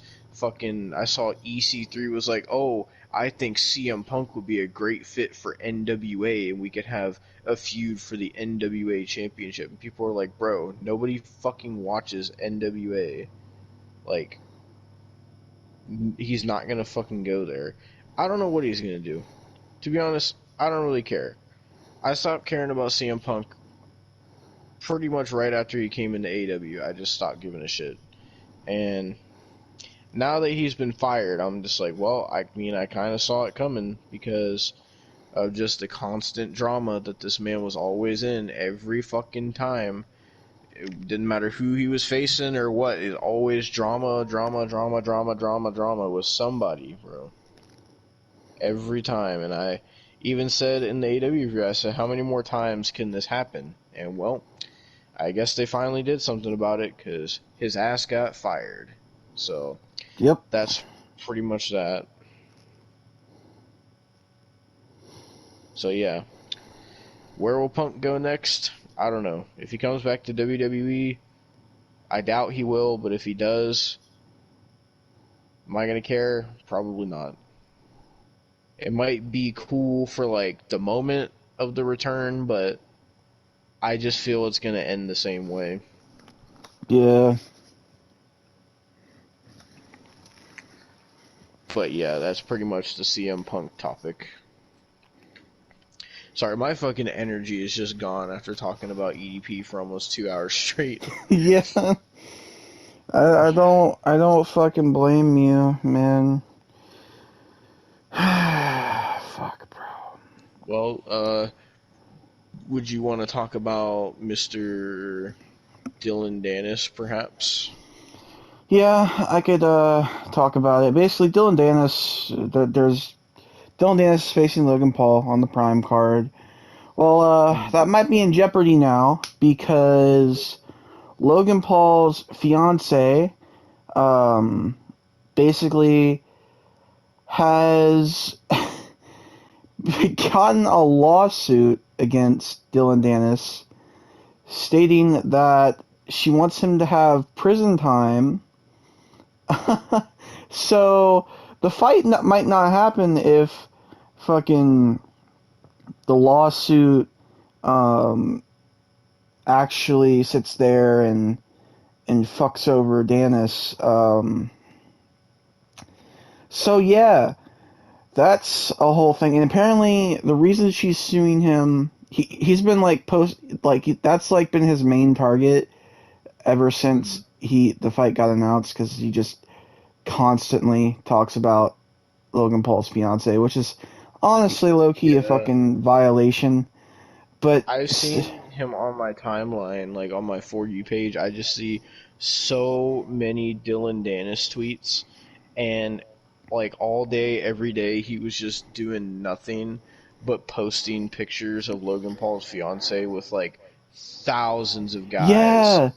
That's actually why Gideon and Logan Paul actually fucking got into it as well, because he reacted to that, and Logan Paul basically said that Gideon was fucking two-faced, and now they're not cool anymore. So there's that. Jesus Christ.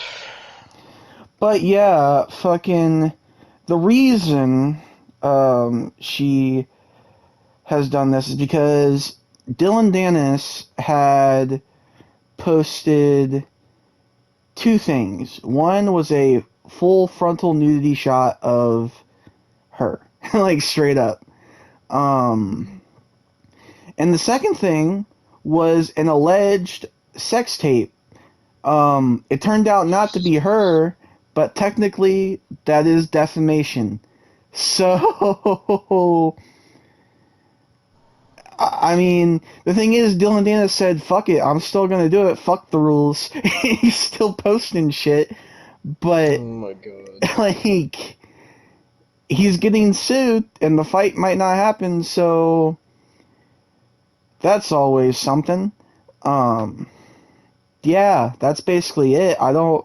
There's really not much about it. That's all that just dropped today. Like, yeah. So isn't the main events on the card supposed to be Logan versus Dylan Dennis and then KSI versus Tommy Fury? Yes. I think they just announced Dean the Great versus somebody, and I think fucking Salt Poppy is also on that card. By the way, Salt Poppy has had a fucking glow up because he's like fucking ripped now. Yeah. But yeah, that's the Prime card. I do plan on watching it. It's gonna be in the UK though, so I'm gonna have to wake up early. So Yeah.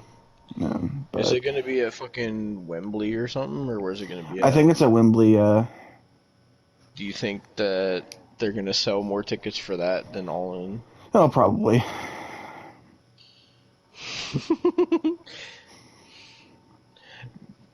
Well, fucking go back to the topics. So you have 2 topics left, and I have 2 topics left.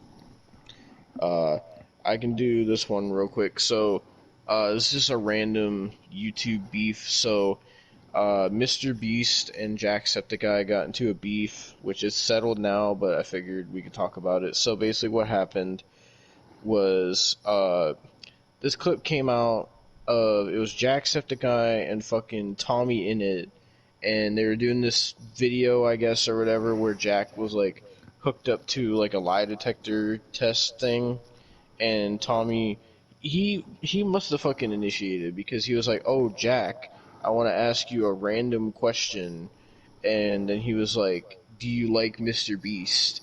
And Jack said no, and then it said he was telling the truth, and then he was like, wow, and then he was like, alright, do you think Mr. Beast is ruining YouTube? And Jack said yes, and then it said he was telling the truth, and then Tommy was like, oh, can I ask why you think that? And Jack was like, oh, well, it feels like Mr. Beast is more, like, he cares more about the views now than actually having fun in his videos, and that he's making YouTube, like, a not fun place where everybody tries to, like, copy him and just to try to get views and shit. And he was like, oh, if he was honestly, like, having fun with his friends, like, the videos would be longer than 10 minutes, and was, like, saying all this shit. So Mr. Beast replied to it. I don't have the tweet, but basically he just said, like, that what Jack said was, like, super disrespectful, and that he has fun making videos and he doesn't just care about the views. Like, Mr. Beast was actually, like, mad, and then he fucking, I wish I had the fucking tweet. Might have to fucking try to find it real quick. Hold on.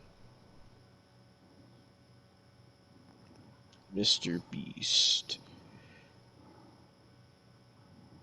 I don't know if he still has it or... Oh god, Mr. Beast fucking... Okay, yeah, okay, so I found the original thing. So here's the clip. A completely unrelated question. Do you like Mr. Beast? No. Jack. Oh! Do you think Mr. Beast ruined YouTube? Yes. Now, in all honesty, Jack, why? Because it became more about views, money, and popularity than it did about having fun. You still think you had fun playing Squid Games? You think you had fun riding on yachts? If you had wells in Africa, I don't know. You had fun doing those videos that you long. You'd see the Ooh. No, you were going to get me. Yeah. No, I didn't. So that was the clip. I'm trying to fucking see what Mr. Beast's reply was.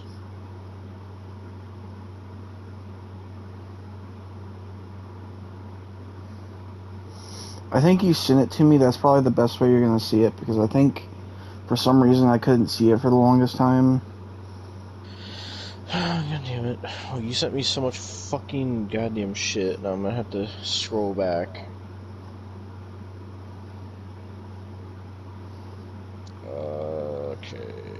Where is it? I forgot I sent you a picture of fucking Horace Hogan. Jesus Christ.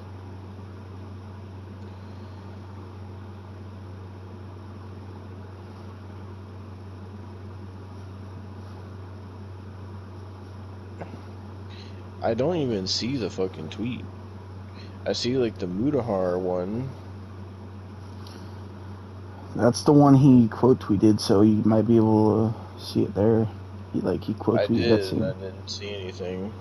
You might have to look at the screenshot then, because I'm sure it's up online. Mr. Beast, Jacksepticeye.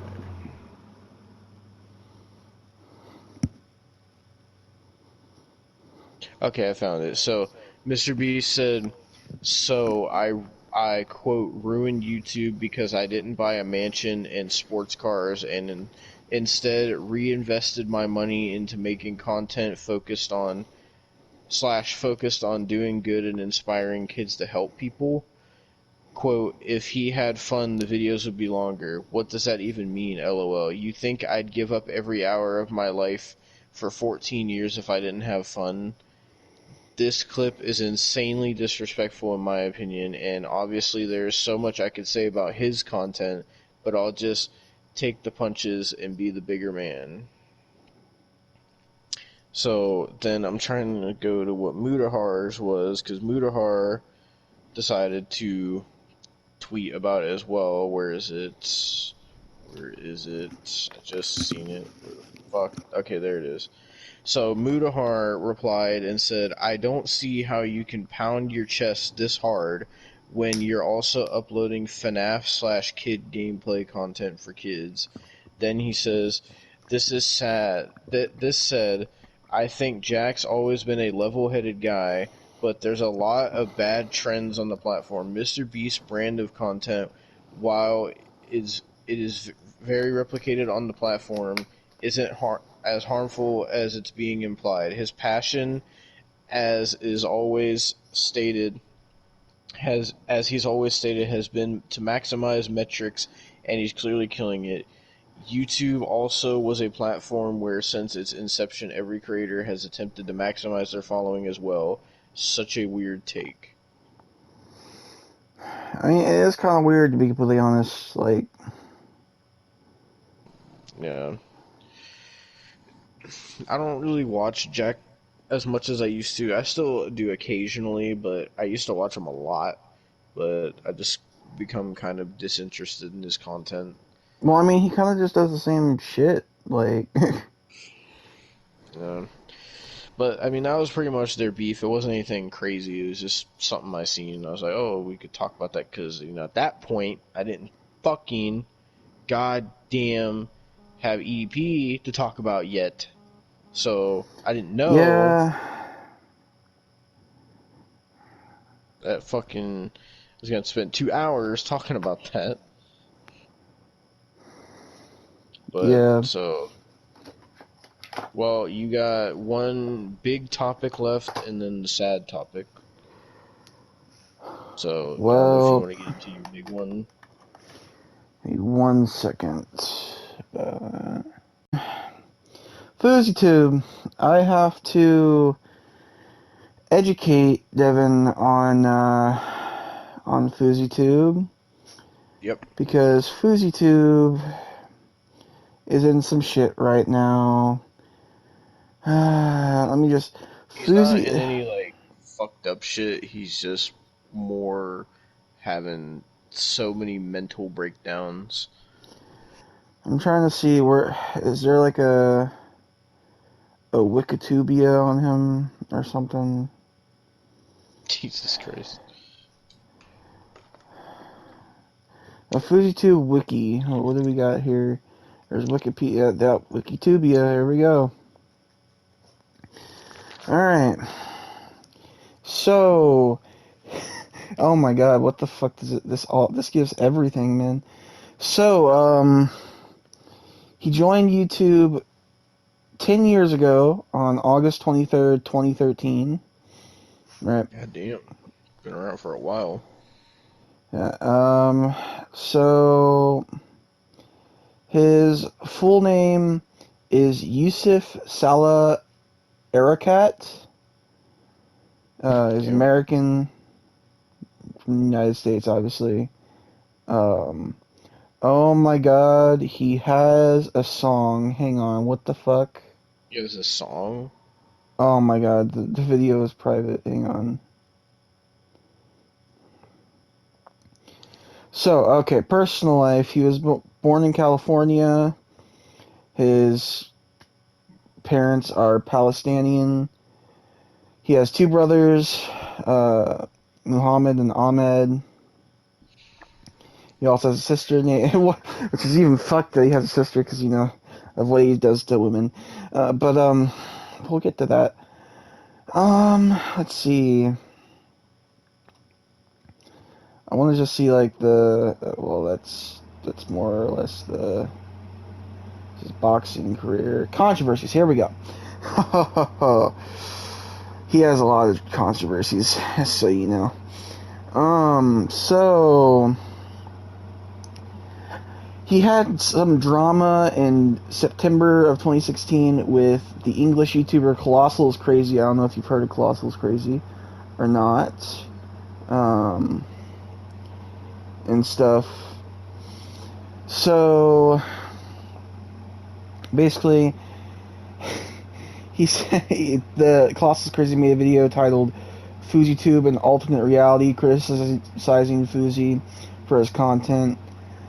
Later, Fousey claimed Colossal's video about him and took all the ad revenue generated from the video. Later, the video itself was taken down after an incident happened. English YouTuber Pyre Cynical started a GoFundMe fundraiser to help Colossal.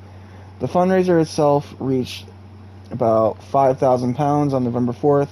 The video was back on Colossal's channel.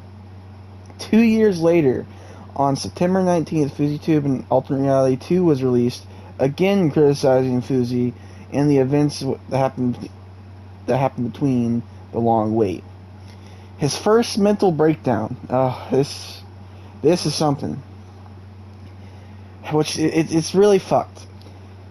In the weeks before July, Fousey started promoting an event titled Hate Dies, Love Arrives. Essentially, he claimed that he had met Drake and begun manifesting that he would attend the event on July 15th, 2018.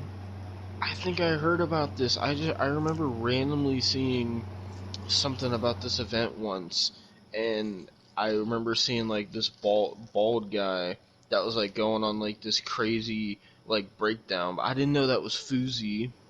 Yeah, let me actually play the breakdown because I'm pretty sure it's on it's on YouTube. First, let's see, July 15th. Here we go.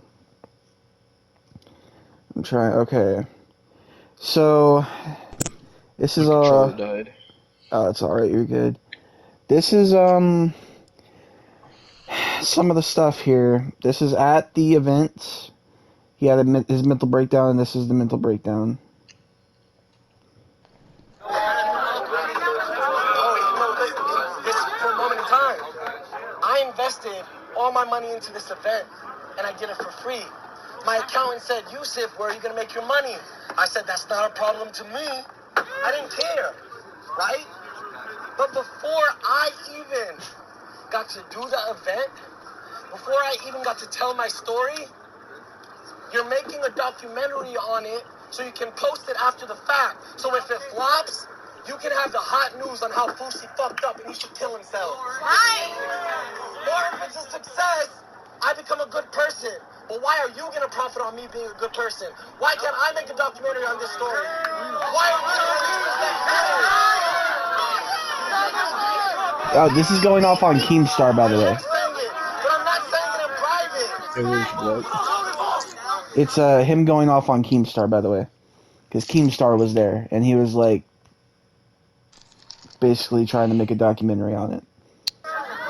Yeah, Jesus Christ. I'm just talking, you know what? My feelings towards you goes nothing towards your group. I love fucking banks. I love banks. Yeah! You know why? That year that I gave up, From what I remember, isn't Fuzi like standing on top of a car or something? Yeah, and also he's wearing like a crop top, too. Oh, you. And he's at the top running shit in LA, and he would still DM me back. Yeah, something with Fuzi is, like, I don't know if he's bisexual or not, because his mannerisms is kind of sus, but I don't know if he's like a very feminine, like, straight guy, or he's like bisexual or something, because his mannerisms are so sus, man. Like, a lot of people thought he was actually gay before all the controversy happened recently. So, like, yeah. I asked him if I could join Clout Gang in his DMs when I was sitting on my couch smoking weed, playing Fortnite, giving up on life. But he still gave me attention. He didn't say yes, but God wanted that to happen because he wanted July 15th to happen. So, wait, you give Banks love because he gives you attention. I'm doing a whole documentary about your whole event. Banks doesn't give me attention. He gives me attention in real life. You're giving me attention because it's going to put money in your pocket.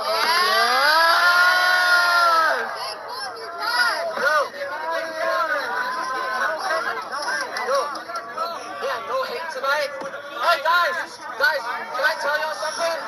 I wonder if there's like a timestamp. Can I tell y'all something? Oh man.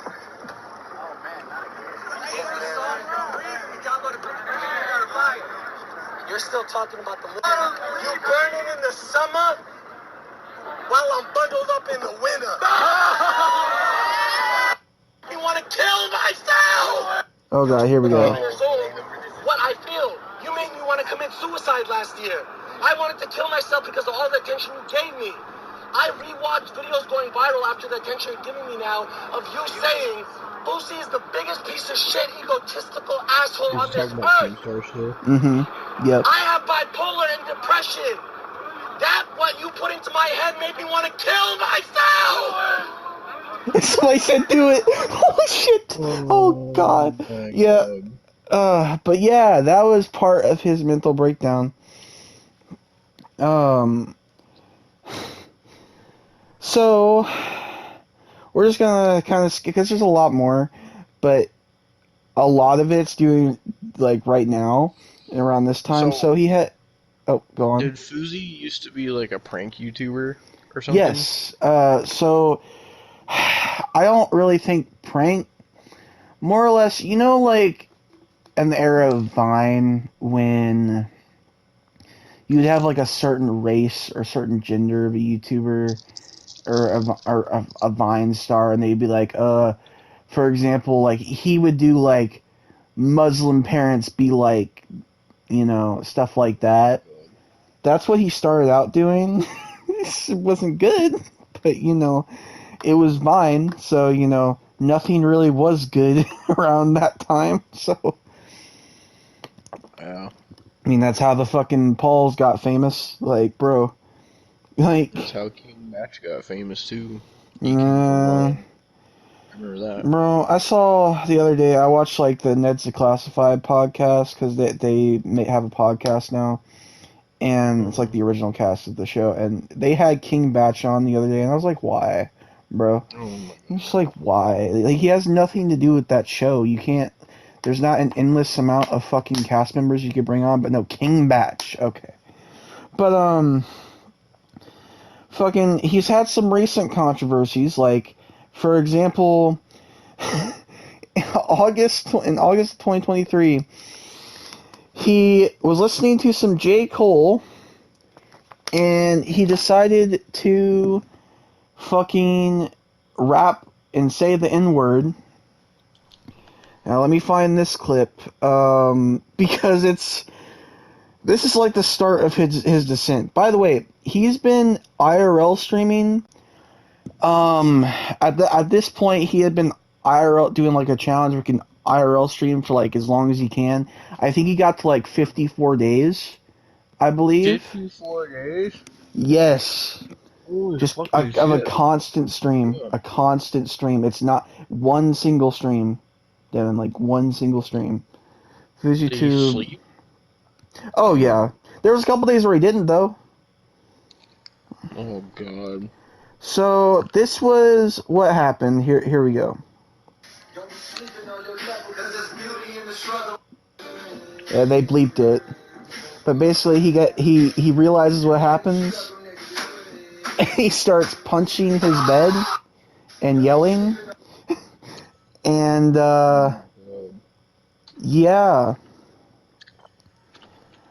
So that was that. And then he said he doesn't. He kept telling his chat. He's like, I don't say that. I don't say that off camera. I don't say that off camera. Like, he was making it so obvious.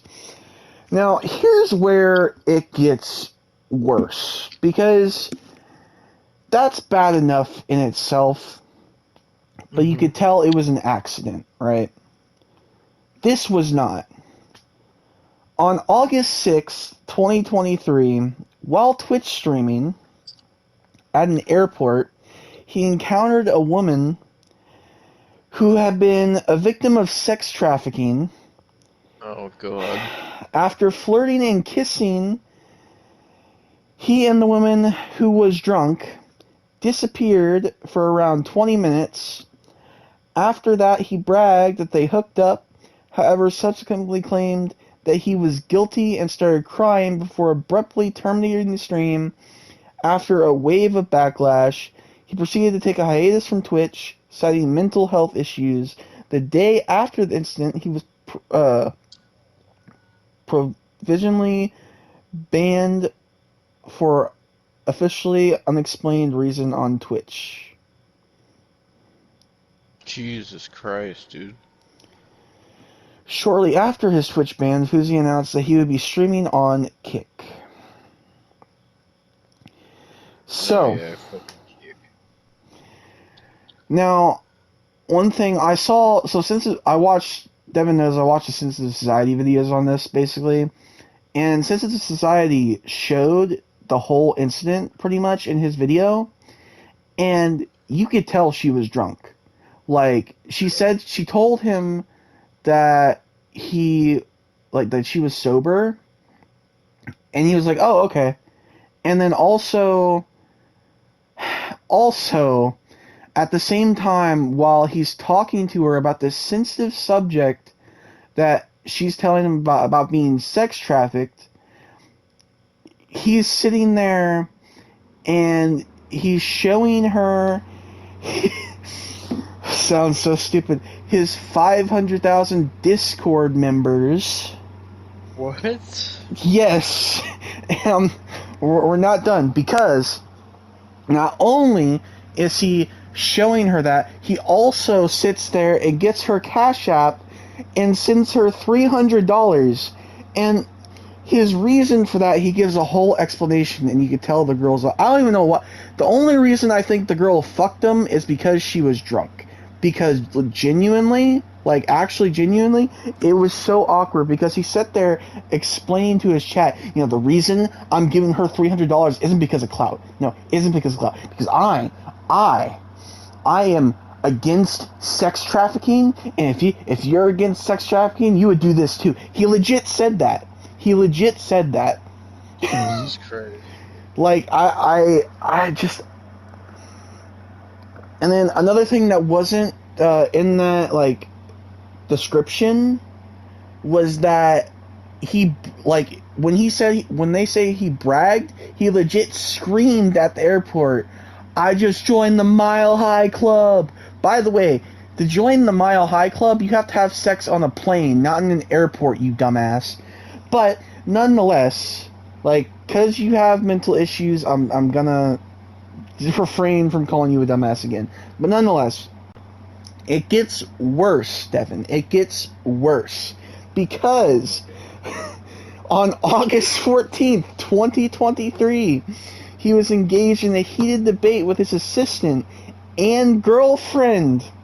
So, when he fucked the girl at the airport, he had a girlfriend.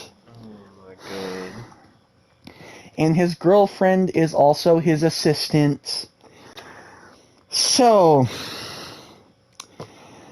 the pair engaged in a back-and-forth exchange during which Kitty expressed her desire to spend quality time with Fuzi. However, the latter seemed skeptical and unconvinced by her statements. The argument took an ugly turn when Kitty accused the streamer of being emotionally abusive.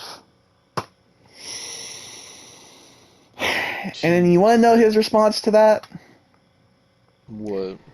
He said, "Get the fuck out. I don't want you here." Oh my god.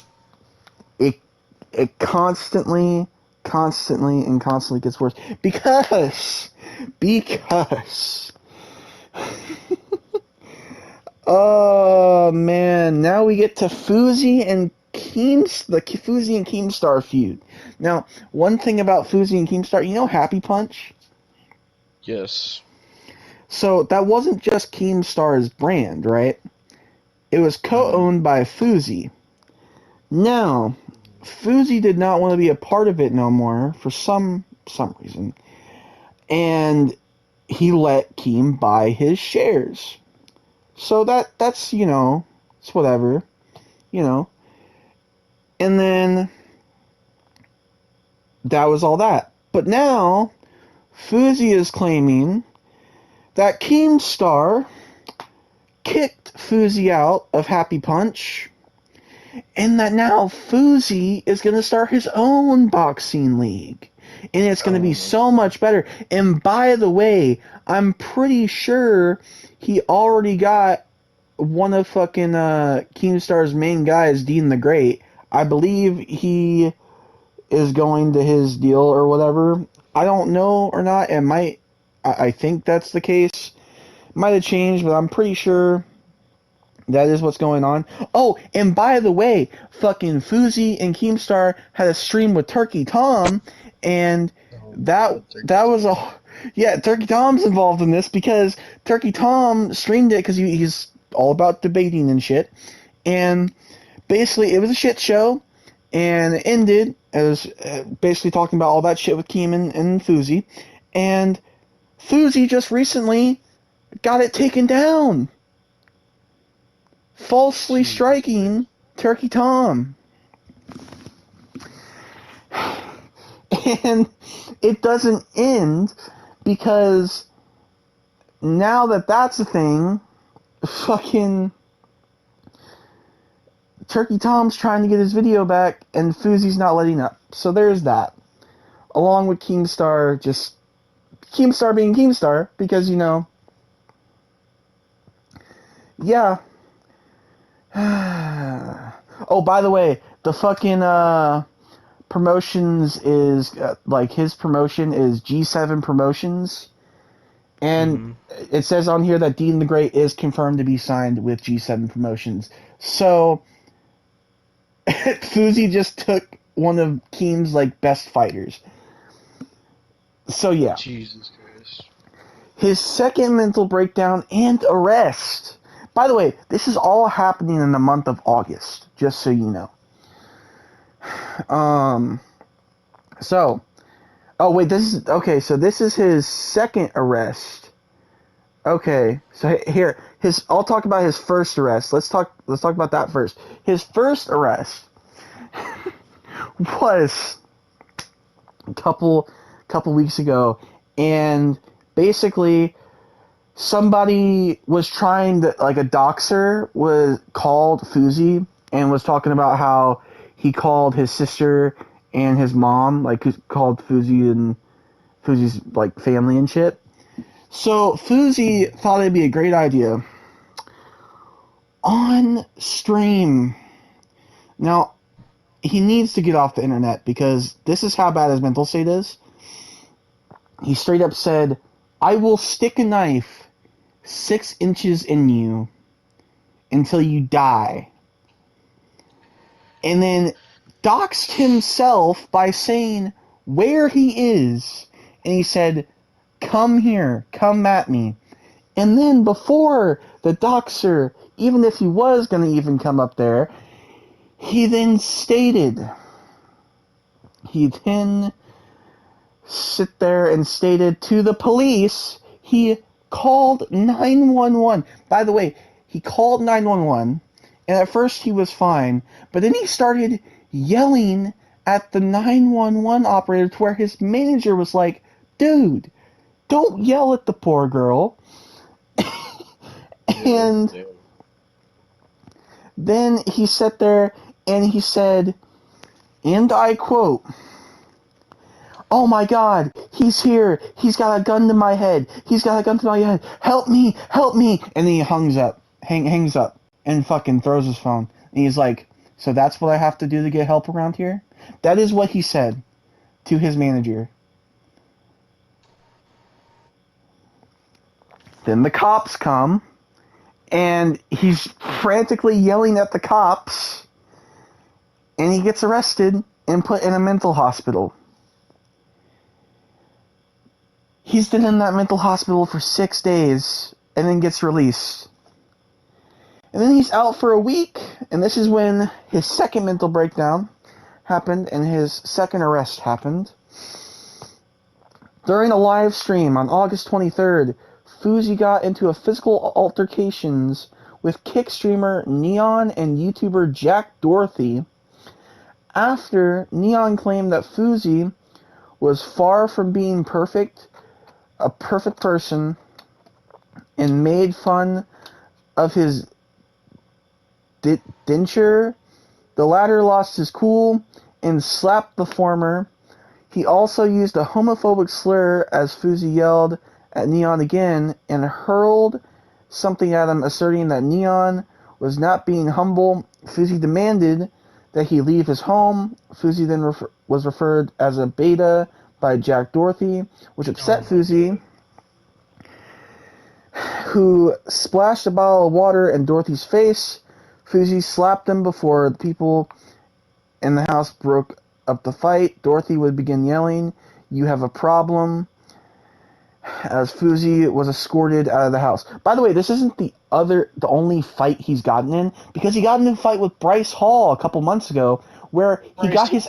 Yes, because they were in a content house, and Bryce Hall... It was like this reality TV thing, and Bryce Hall and fucking FuziTube was there, and something happened where they got into a fight, or something about... Fuzi accusing someone like Bryce of sexual assault. So then Bryce Hall sit there, and when I tell you Bryce Hall knocked the fuck out of Fuzi, like he got dropped. He got fucking dropped, dude. Bryce Hall don't fuck around. Which is weird to say because he lost to fucking Austin McBroom. So, but still. Later that day, Wallace in this hotel room. Okay, so that was the. Yeah, okay. Yeah, so that's what Fuzi's up to. He's gotten arrested twice, Devin. He sat there, and his mental health is not okay. Like, it's not okay. We shouldn't be publicizing this, honestly. Like, I'm only talking about it because it's so fucking big, and it's so fucked right now. Like, honestly, he needs to get off the fucking internet. Like, genuinely, he needs to get off the internet. What is your thoughts on FuziTube as a whole right now? Well, I mean, I've seen a lot of clips of him. I've seen Charlie's videos on him and all the crazy shit that's happened. And honestly, like, he just needs help. And Charlie even said it best, like, you know, people, like, in his streams, like, egg him on to do all this crazy shit, and nobody's actually trying to help him. And, like, the people he surrounds himself with, like, his friends and everybody else, like, they don't do anything to fucking help him. And they just egg on his behavior, or they try to get clout off of him because Fuzi is so fucking popular. And it's just sad because no one's helping this man that actually has mental illness. Yeah, and you know, Sensitive Society said it best. Basically, when Fuzi has money and is rich, he acts like a complete asshole. And that's when his mental health starts to drop. But when he's got, like, no viewers, no money, like, not completely no money, but he's got, like, only enough money to get by and everything like that, he acts so humble, and he talks about God this, God that, and everything. And he's, like, the most humble, nicest guy ever. Like, it's the money. Truly. The money and fame. So. But, yeah. If you want to go on with what you were saying, but...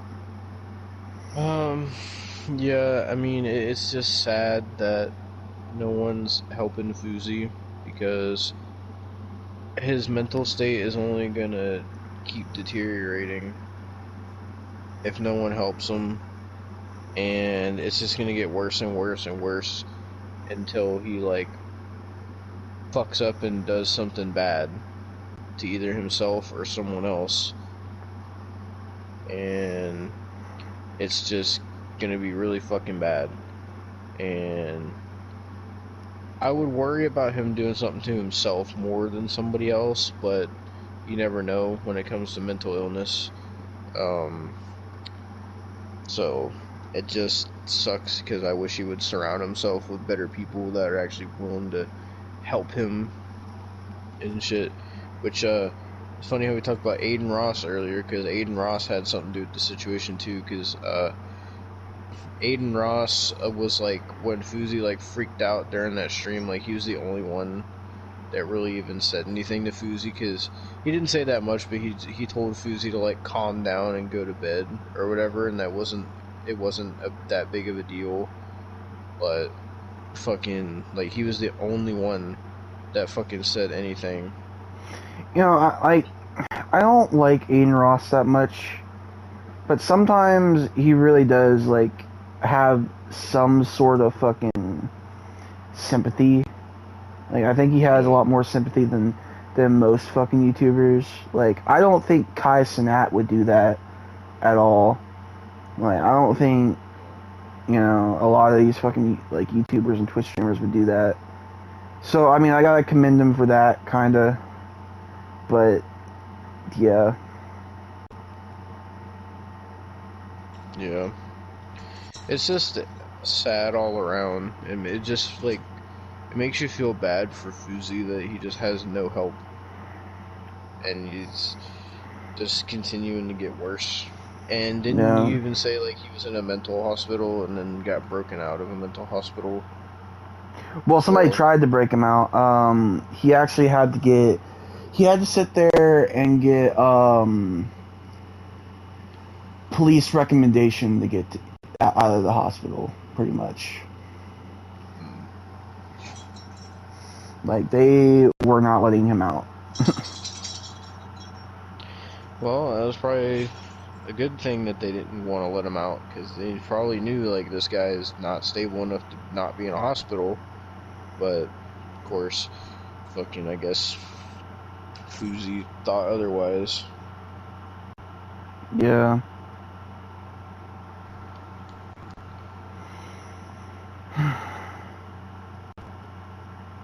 It's just sad.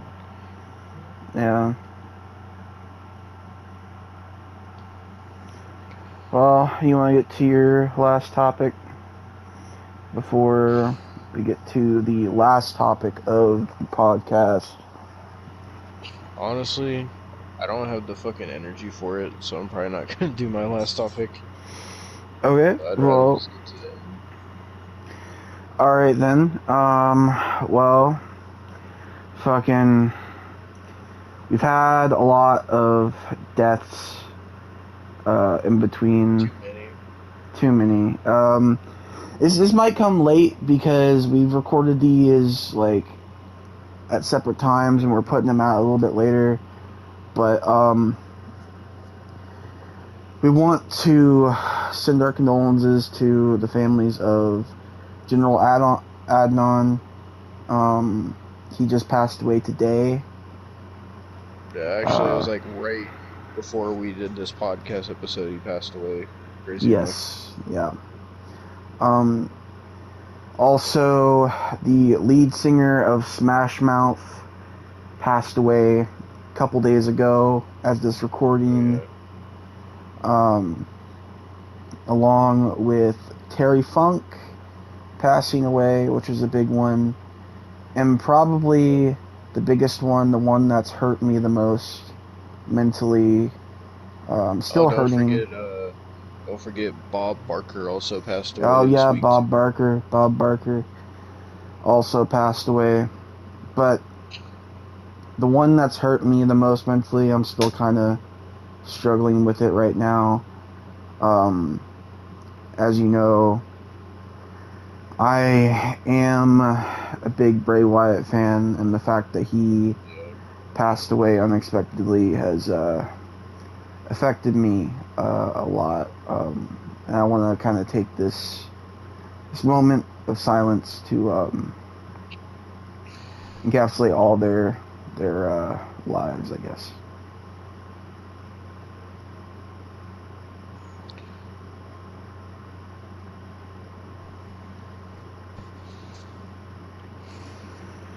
Alright, well, rest in peace to all of you. Too many deaths. Stop. Just stop. 2023. Yeah, Stop. I remember saying at one point on the podcast, I was like, because there was like one point in time where like every week we were doing like a tribute episode, and I was just like, man, like how many fucking tributes are we gonna have to do? And now this one we got like 5 tributes in one episode. It's like, what the fuck? Yeah. Sucks. Like, stop dying. Please, people, stop dying. Especially so young. But on that note, that was this episode of the podcast. Yeah, Jesus Christ, man. Oh, fuck. That was episode 66. We'll be back next time for episode 67. Whenever the fuck we do it. We're getting close to episode 70. It's coming up soon. I do want to end this with Bray's theme, so we could tribute him in that way. But nonetheless, thank you guys for watching, and we'll get to episode 67 in a couple weeks from now. Peace.